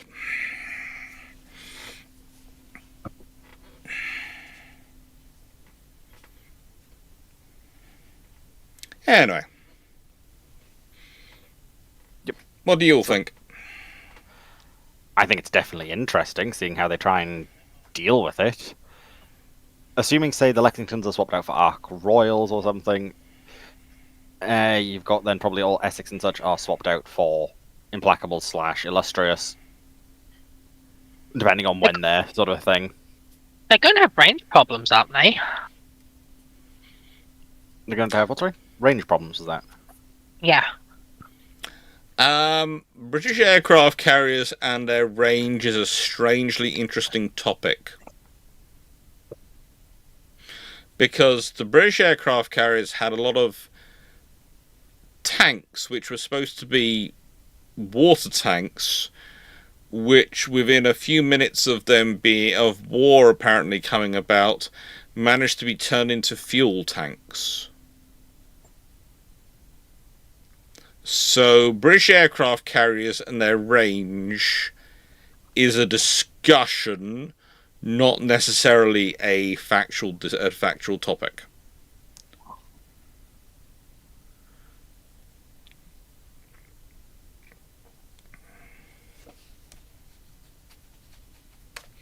It's one of those scenarios, Foxo. You know how the Royal Navy loves to be creative in their version of the truth. But even then, I remember, especially when they dropped the act with the armored carriers. Yeah. And the audacious is at a shorter range than the contemporary American carriers.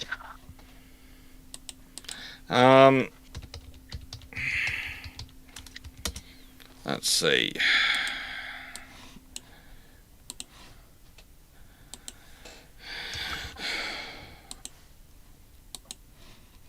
So if we go to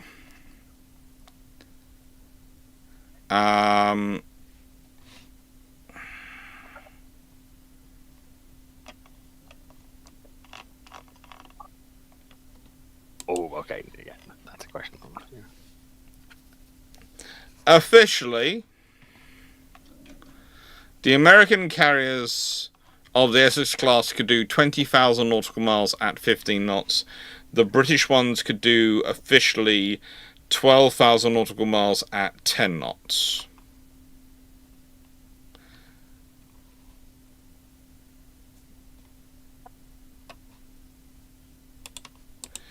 But realistically, if you're using the same fleet train to support them in terms of fueling them at sea with your tankers, that's going to have some problems, but not a massive load of problems.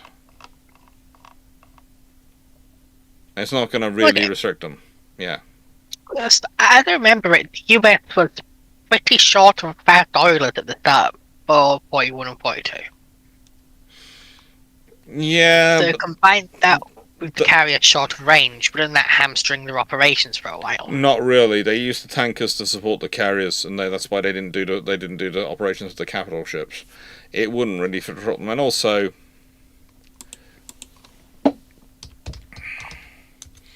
the main thing, because the main thing that's going to affect them is their speed. They very rarely travel at their efficient cruising speed. They usually travel a little faster, and you have to remember it is to cross the Pacific Ocean is roughly 10,000 nautical miles, 10,700 nautical miles, so 11,000. So, an Implacable could still cross the Pacific Ocean on one tank of fuel. It's just the Essex could pretty much go all the way there, and then turn around and go pretty much all the way back without needing to refuel. Okay. But if you've got a tank with them, that's not it. And honestly, but neither of them get anywhere close to their top. Their range gets far more equivalent once you go higher up in the speed. Okay. At that point, it's a case of this is really not how this is.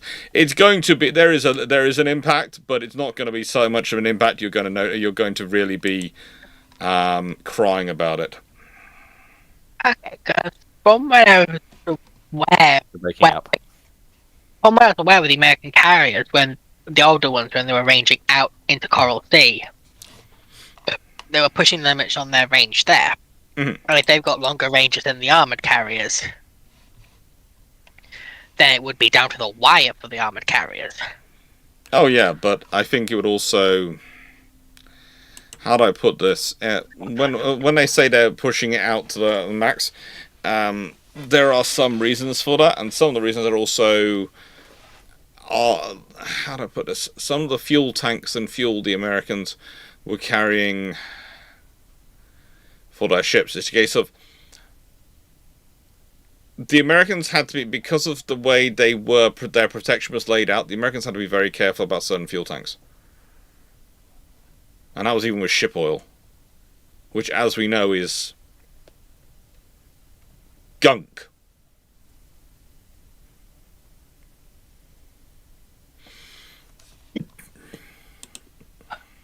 Okay. But it would have been. It's one of those things of you start to look at the carriers that they're building and the various things they're building, and it's it gets quite interesting once you start going through them and go, okay, so what's this carrying and what's this sort of armed with and what's its ranges. And you start to see a sort of pattern emerging in terms of the British and American design. Oh,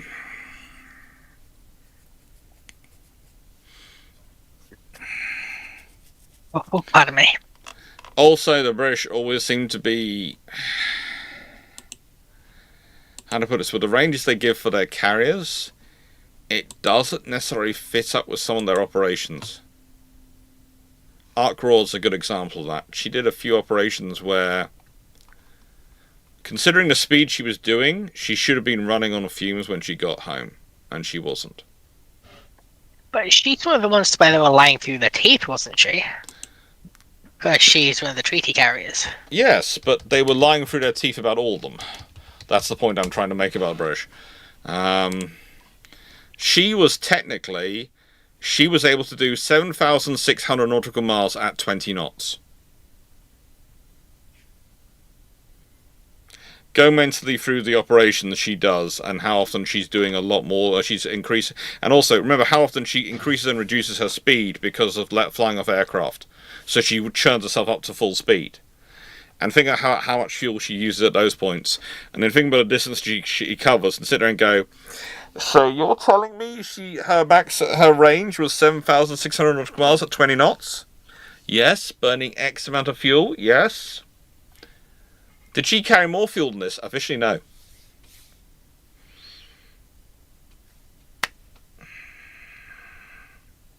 And she didn't have a tanker with a Bismarck. So the Bismarck operation is a good example. In the hunt for the Bismarck, when she comes in, Ark Royal is basically running through.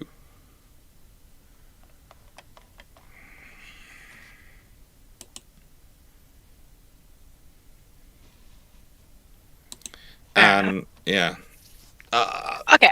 This is the problem when we get into some of these stats, because also the Americans are also creative in some of their stats, and I think they downplay some of their capabilities as well. In fact, I think everyone does. I'm sorry, but if you're a nation and you are forced to give out the stats of your ships by treaty, I would say it's very suspect if you give out completely honest stats. 96831, there is no scenario where Hood is as well armoured as an F3.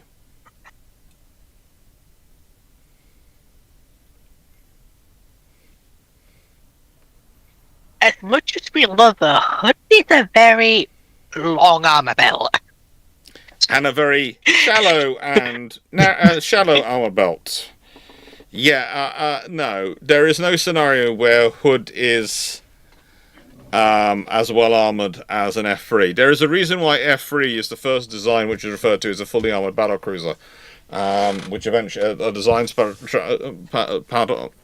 pattern which eventually results in, of course, the HMS Vanguard, which, as we all know, people like to debate whether she's a fast battleship or not. She isn't, because of her subdivision. But she is definitely a fully armoured ship, whereas Hood, for all the things we love about her, is nowhere. There is no scenario where you can claim Hood was fully armoured. The F3 is a descendant of the Tiger class pattern designs. Hood is not. And as we've been over before, Tiger is actually the densest of the battlecruisers built before Vanguard by the British. She has the most subdivision. There is a reason why that ship weighs more than Renown and Repulse. And there is a reason why, honestly, if she had been built as a 15-inch gun variant, there is almost no scenario you'd want to be in Renown and Repulse fighting her, because she would wipe the floor with them.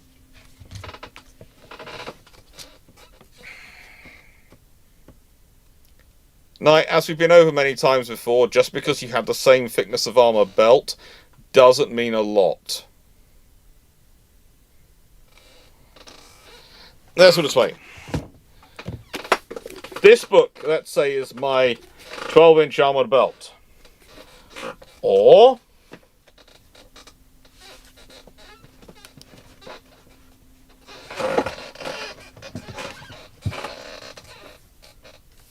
this book as my 12-inch armored belt. Both are 12-inch armored belts. Why is it this camera likes to go for my crotch? I have no idea why. But which is better? They're both 12-inch armored belts. And, you know, that's the thing. You have to be very careful. And also, what's the subdivision behind that armor? What's the armoring inside? And all these things add up and make a difference. So, just going by belt thickness as an argument as to what something is doesn't wash with someone like me. Okay, next question. It's one more recent one because it actually very much catches my interest, to be honest. So from Wilson Triplets, World of Warships has a 28-knot battleship for the IJN called Izumo. Yeah. It's essentially a Japanese Nelson with 9 410mm 50 caliber guns. What would be the advantages and disadvantages of this ship? First of all, I'm just going to quickly mention it's actually a real design. Yes. In particular, it is. I'll just quickly regrab it. A-140J2 of the original Yamato prelim designs. Yep. Because I know a lot of players dislike her because they've went with the one where she's got 2 facing forwards, 1 facing aft. Whereas there was a design where they were all 3 facing forwards. Just to quickly interrupt, Bomeo Boy, don't say that. That's cruel. This is a show in honor of. This is a show being done in honor of poor Fleet. We should try and keep the host remarks to the minimum. Yeah, it's. I have to say, I'm not keen on the fact they go to full Nelrod in terms of the layout of the guns, but they could have gone F3, but I understand why they did what they did. It does produce an interesting capability in terms of your firepower and the balance of the ship, in terms of what it can do.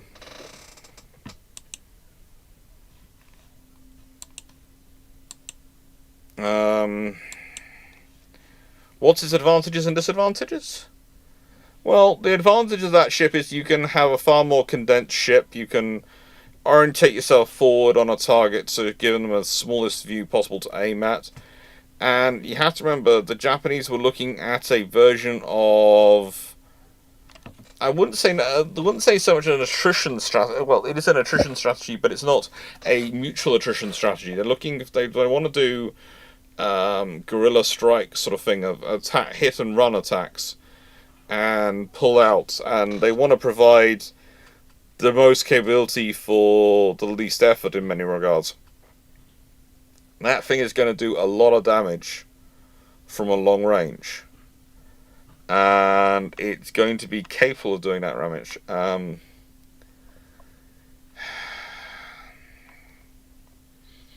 With that being said, it's still not a fast battleship. It's like Yamato's not a fast battleship. They're 27-knot ships. She's technically meant for 29 knots. Yeah, but in terms of I'm going by the World Order ship's design, which is 27 knots. Yeah. Wait a moment.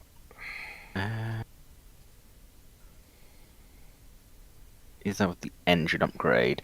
Okay, no. It's 27.2 knots without the engine upgrade. If you get the engine upgrade, it goes to 28. So then it becomes a fast battleship with the engine upgrade. Because that's the thing, that's the cutoff point for a fast battleship. It has to be able to do 28 knots. In other words, it has to be able to maintain contact with the cruiser line. Fast battleships can maintain contact with the cruiser line. Because apparently she was meant to have 70,000 shafts from steam turbines and 65 from diesel engines. So she was a mixed power plant. Fun! So they've gone the full German route.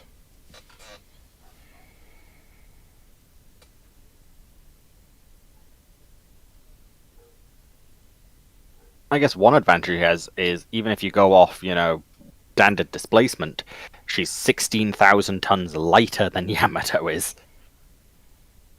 Scoot 155, 155. If you want to get into the whole Vanguard versus Lion discussion, she's a wartime design when they're not doing treaties, and she's got that level of subdivision, but she's being built on the fully armored battlecruiser line. And the British are also building fast battleships and designing a fast battleship design. So they're not going to bother to call something a fully armored battlecruiser, especially not someone like Stanley Goodall, if it's actually a fast battleship. They don't care. They know what they're building. It's a fully armored... In the nicest way, again, it's one of those things of when you look down the through the spectrum of things, there's often... As time goes on, the battlecruiser does get closer to the earlier battleship designs. And the 1938 Lion designs were very much the last of the Treaty Era designs or Treaty Force designs, and the KGVs are definitely Treaty Era designs. Vanguard is a post-treaty design.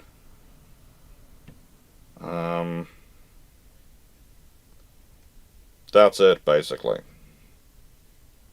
But yeah, there are lots of people who like to go back and try and rewrite history sometimes, and I respect some of their attempts, because some of their attempts are based on, we want to get this organized, and this is logical to us, and applying a logic, but you have to read history forward, is always my view. And in terms of Vanguard, she comes from the battlecruiser line. She is designated a fully armored battlecruiser by the people who are designing her. They are already building other ships which they classify as fast battleships. It makes sense. And yes, her subdivision is about the same or slightly better than a Treaty Era battleship. Yay. The battleship designs they have at the time were even better than that. A lot better. So the contemporaneous Lion class design from the same period as Vanguard is a lot better in terms of its subdivision than Vanguard is.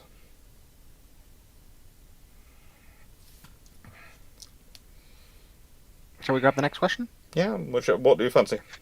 Yep. From Leslie, what does the panel think of Australia buying multiple Mirage cruiser/destroyer?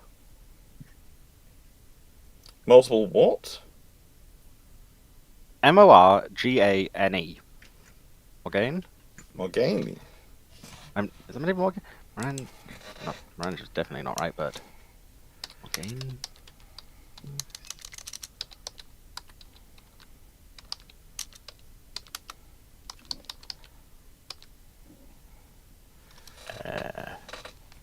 Let's see.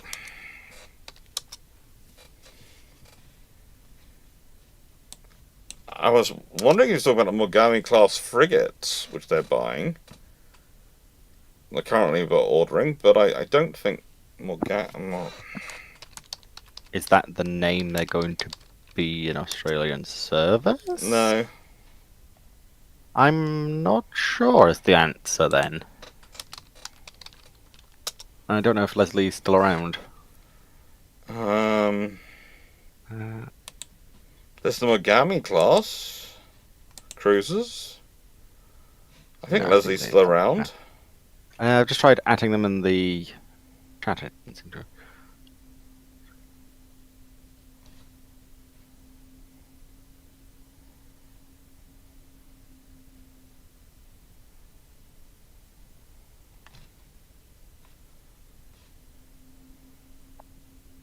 Yeah, so I'm not sure on that one is the honest answer. Because I'm hunting a Morgane class, and I cannot find anything. I was wondering if it was a French destroyers, but no, it's not them. I was sort of going, maybe I'm misrendering something.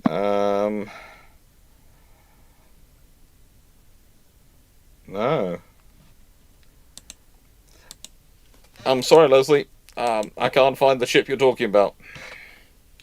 Morgane. I would presume Morgane, but I'm not 100% sure. But they're currently buying a whole load of Morgane class frigates, which is a pretty good frigate for them to buy at the moment. Basically, the Australians are trying to get the maximum bang for their buck, and they're trying to straddle what I would call their European, American, American and Asian alliance mixture by making sure they have a balance of equipment which fits in with all of them.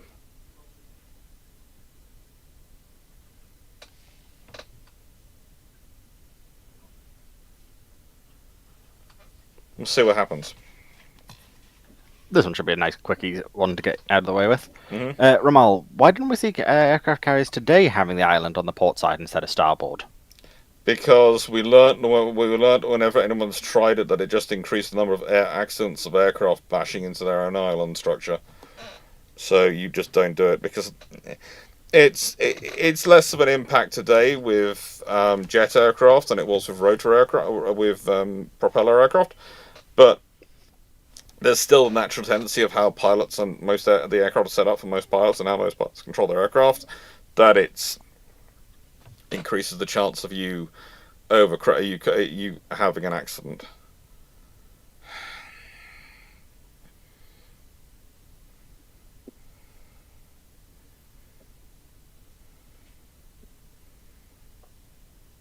Oh, Serendipity 3874. What was the highest number of admirals on a single ship at the same time ever? Okay, in Age of Sail, there was a ship at, I think, Bella Trafalgar, which had a Commodore and 2 admirals aboard it. But in terms of the modern era, I think in World War II a few times, especially towards the end when you're doing a lot of signatures, there are ships going around which have a dozen or so admirals aboard because they're turning up to sign something as their nation's representative. So they turn up on a battleship together because there'd only be one battleship around. But yeah, it's an interesting one to try and track down that one. I'd have to do a lot of research to find out what was the highest amount of admirals on a single ship ever. Because also I have to define that do you mean when they're having the meetings of getting all the admirals together? Because in which case you're possibly dealing with one of the Dutch Age of Sail fleets, because the Dutch admiralties, even when they send a couple of ships to a task force, would often want to send an admiral of some rank with them, even if that admiral was what's the phrase?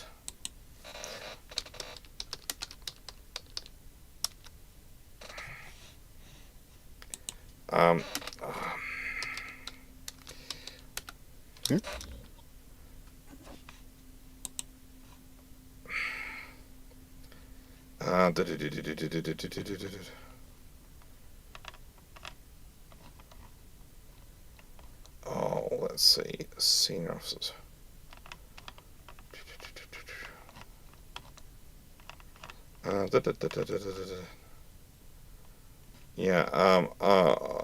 The Schubenacht, which of course means sheriff by night, Schubenacht, which is their equivalent of rear admiral.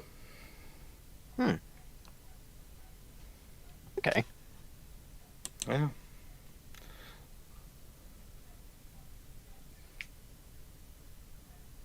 Bone Meal Boy, panel members' thoughts on the Nam Rogers trilogy on the Royal Navy history. I'm enjoying it, but the administration chapters were an acquired taste.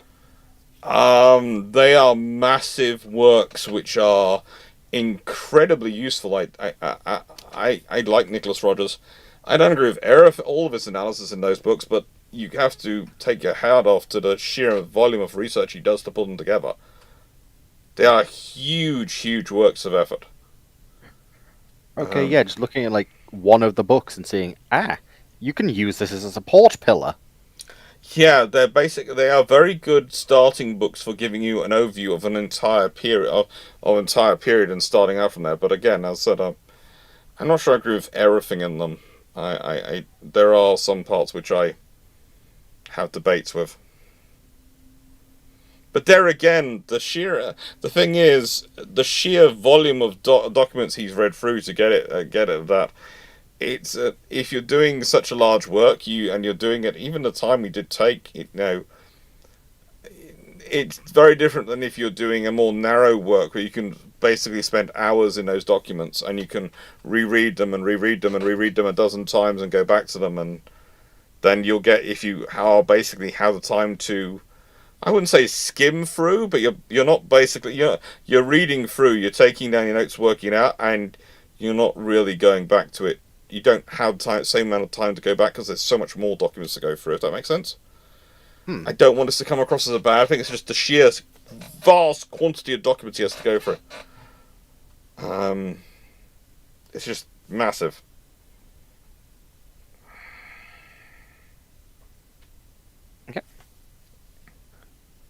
Okay. It's not one I was previously familiar, so definitely want to look into potentially. So, Foxhound 421A asks, how do you think the Big Wing Harrier would change things for the Navy, and how would the F-2A being built on the Big Wing Harrier 2 airframe affect its capabilities and its short service life? Well, it would allow it to greater range, and it would allow it to carry more weaponry. So those would be useful things. Its service life was dictated in many ways by the whole war is over, we've won the Cold War, end of history scenario. So the trouble is, its service life is probably still not affected by that because of that. But Big Wing Harrier was an interesting idea.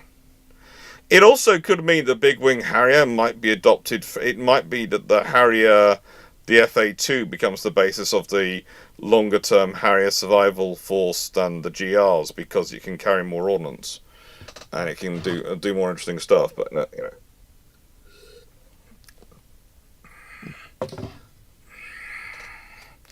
does mean you probably have the rolling landing developed a lot earlier as a methodology.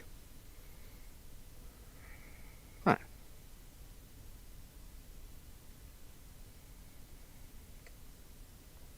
Okay, next question. Joel Friedrichs. The Kriegsmarine is given the exact design and production methods of the Type 21 in 1936. How does this change the future submarine and ASW designs of World War II? Considering how heavily penetrated the Kriegsmarine was at that time, in terms of other nations' intelligence gathering tools, panic around the world. But also, even though they have the technologies in the briefing, it's another thing to actually have the skills to actually build that. So they'll probably start looking into it and start working towards it, but it's going to take them a few iterations to get there. In the meantime, there are going to be a lot of panicking other nations. You're probably going to find the work on things like, things that will eventually lead to things like Limbo, etc. It's really accelerated. Really accelerated.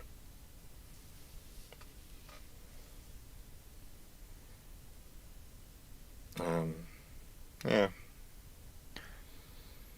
Foxo, you any thoughts? You being quiet. Is she arguing with her Discord? This is plausible. You're breaking up a bit. Because I've seen it flashing white, but no worries. nothing's come out. And I thought that was Discord doing her dirty. I know, it's been neither of us attempt because they've been arguing with my mum. Oh dear. Never. We just don't see eye to eye, so.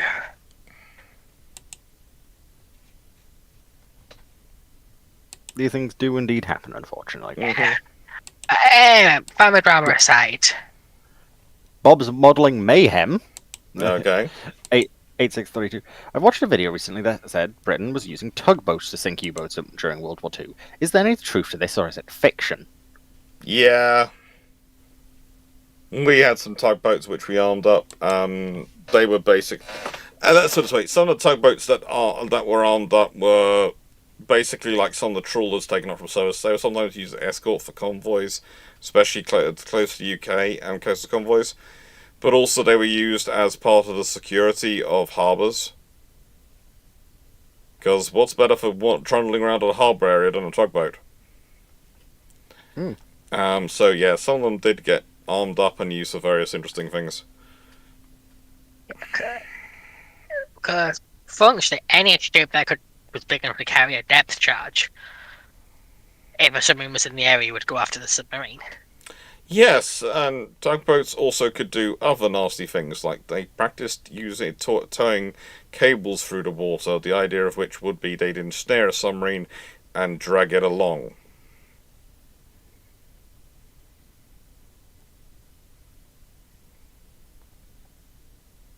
Yikes.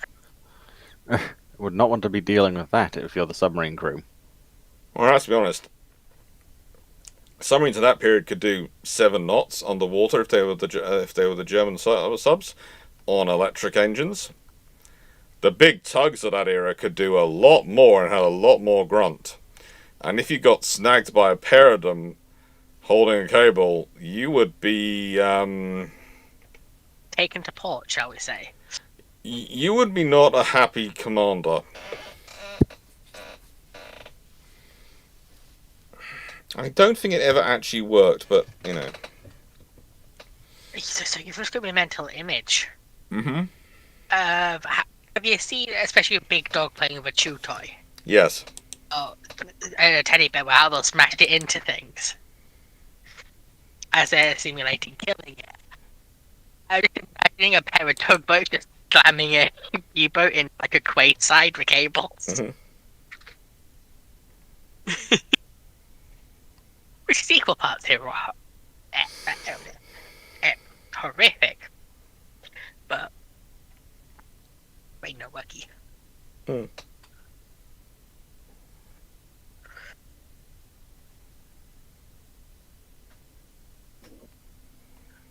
So,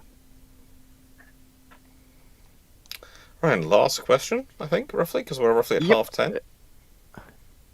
right, 25 past. So, Foxer, did you want to choose a question? Well, you Not need really.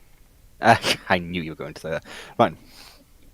A420. How badly does British trade suffer if Goeben and Breslau were in the Indian Ocean when war broke out in 1914, assuming the ship's coal bunkers are well stocked?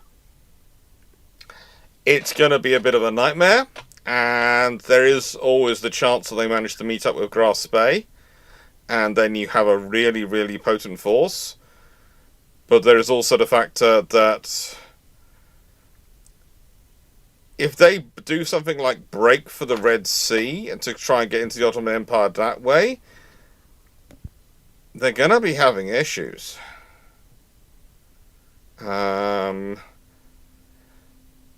If they do join up with Grass Bay, then you are going to end up with a massive battle in somewhere in the Falkland Islands, etc., something like that, because he's probably still heading that way around the world, because the Suez Canal's not a chance. So you'd have to go around past South Africa, and the British are going to have ships heading down there. And you're not going to be able to meet up together and get down there before the British will be down there blocking it. So yeah, you end up with a battle of the Falkland Islands, which is probably a fairly hefty chunk of the British battlecruiser fleet down there. So not two eyes, it's going to be possibly in that scenario you get, I don't know,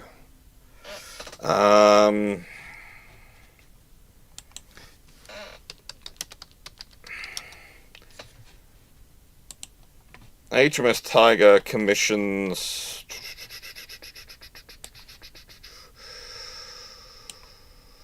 3rd of October 1914.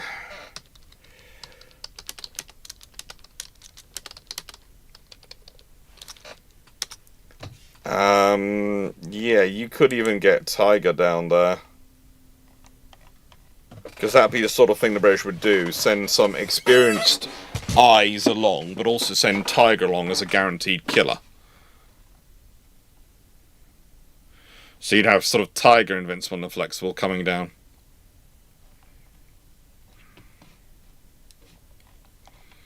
But that would be a really... It's also a scenario where you could end up with Australia combining with some Congos to do the battle and take them out, because that kind of force heading into that sort of area, the Japanese are going to be very keen to hunt that down. They're going to be incredibly keen to try and hunt that down.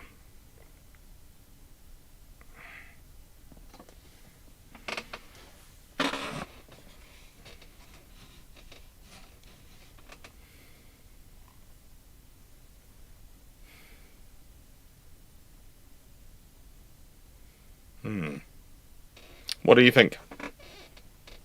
I On reckon we'll see more three dreadnoughts head that way. Maybe even some of the French ones. If only for deterrence operations.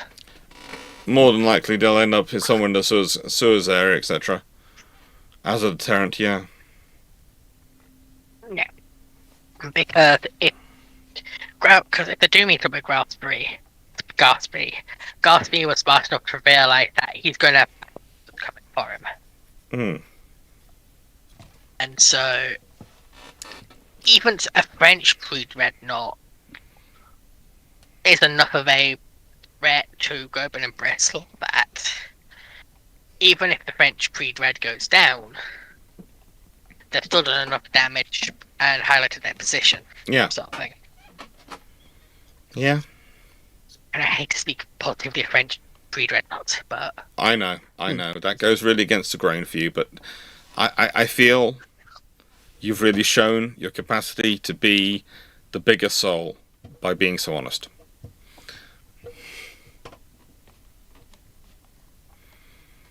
With that being said, though, it is That brings us to half 10. It's 10:30, and I will say thank you to all. You've put in a whole load of questions, which I'm sure my good friend Fleet will enjoy finishing off. And I will go check on the house and everything, and if everything's okay, I will hopefully turn up on Pirates of the Burning Sea in about half an hour's time. If it's not, I will apologise and see you tomorrow. But basically, that's the thing. I'm going to go check everything's okay and everyone's sorted out fine. Thank you for being here. Thank you for supporting Ramblings this evening. And again, I hope this, to an extent, makes up a bit for poor Fleet being quite so busy with family stuff this week. And thank you, of course, to Dragon and Foxo for joining me. Thank you. And Dragon, especially for doing all the questions. No worries, and thank you for actually just doing it. It's made it a good evening. Yeah. Well, I enjoy doing this stuff, you know I do, and it's always nice to catch up.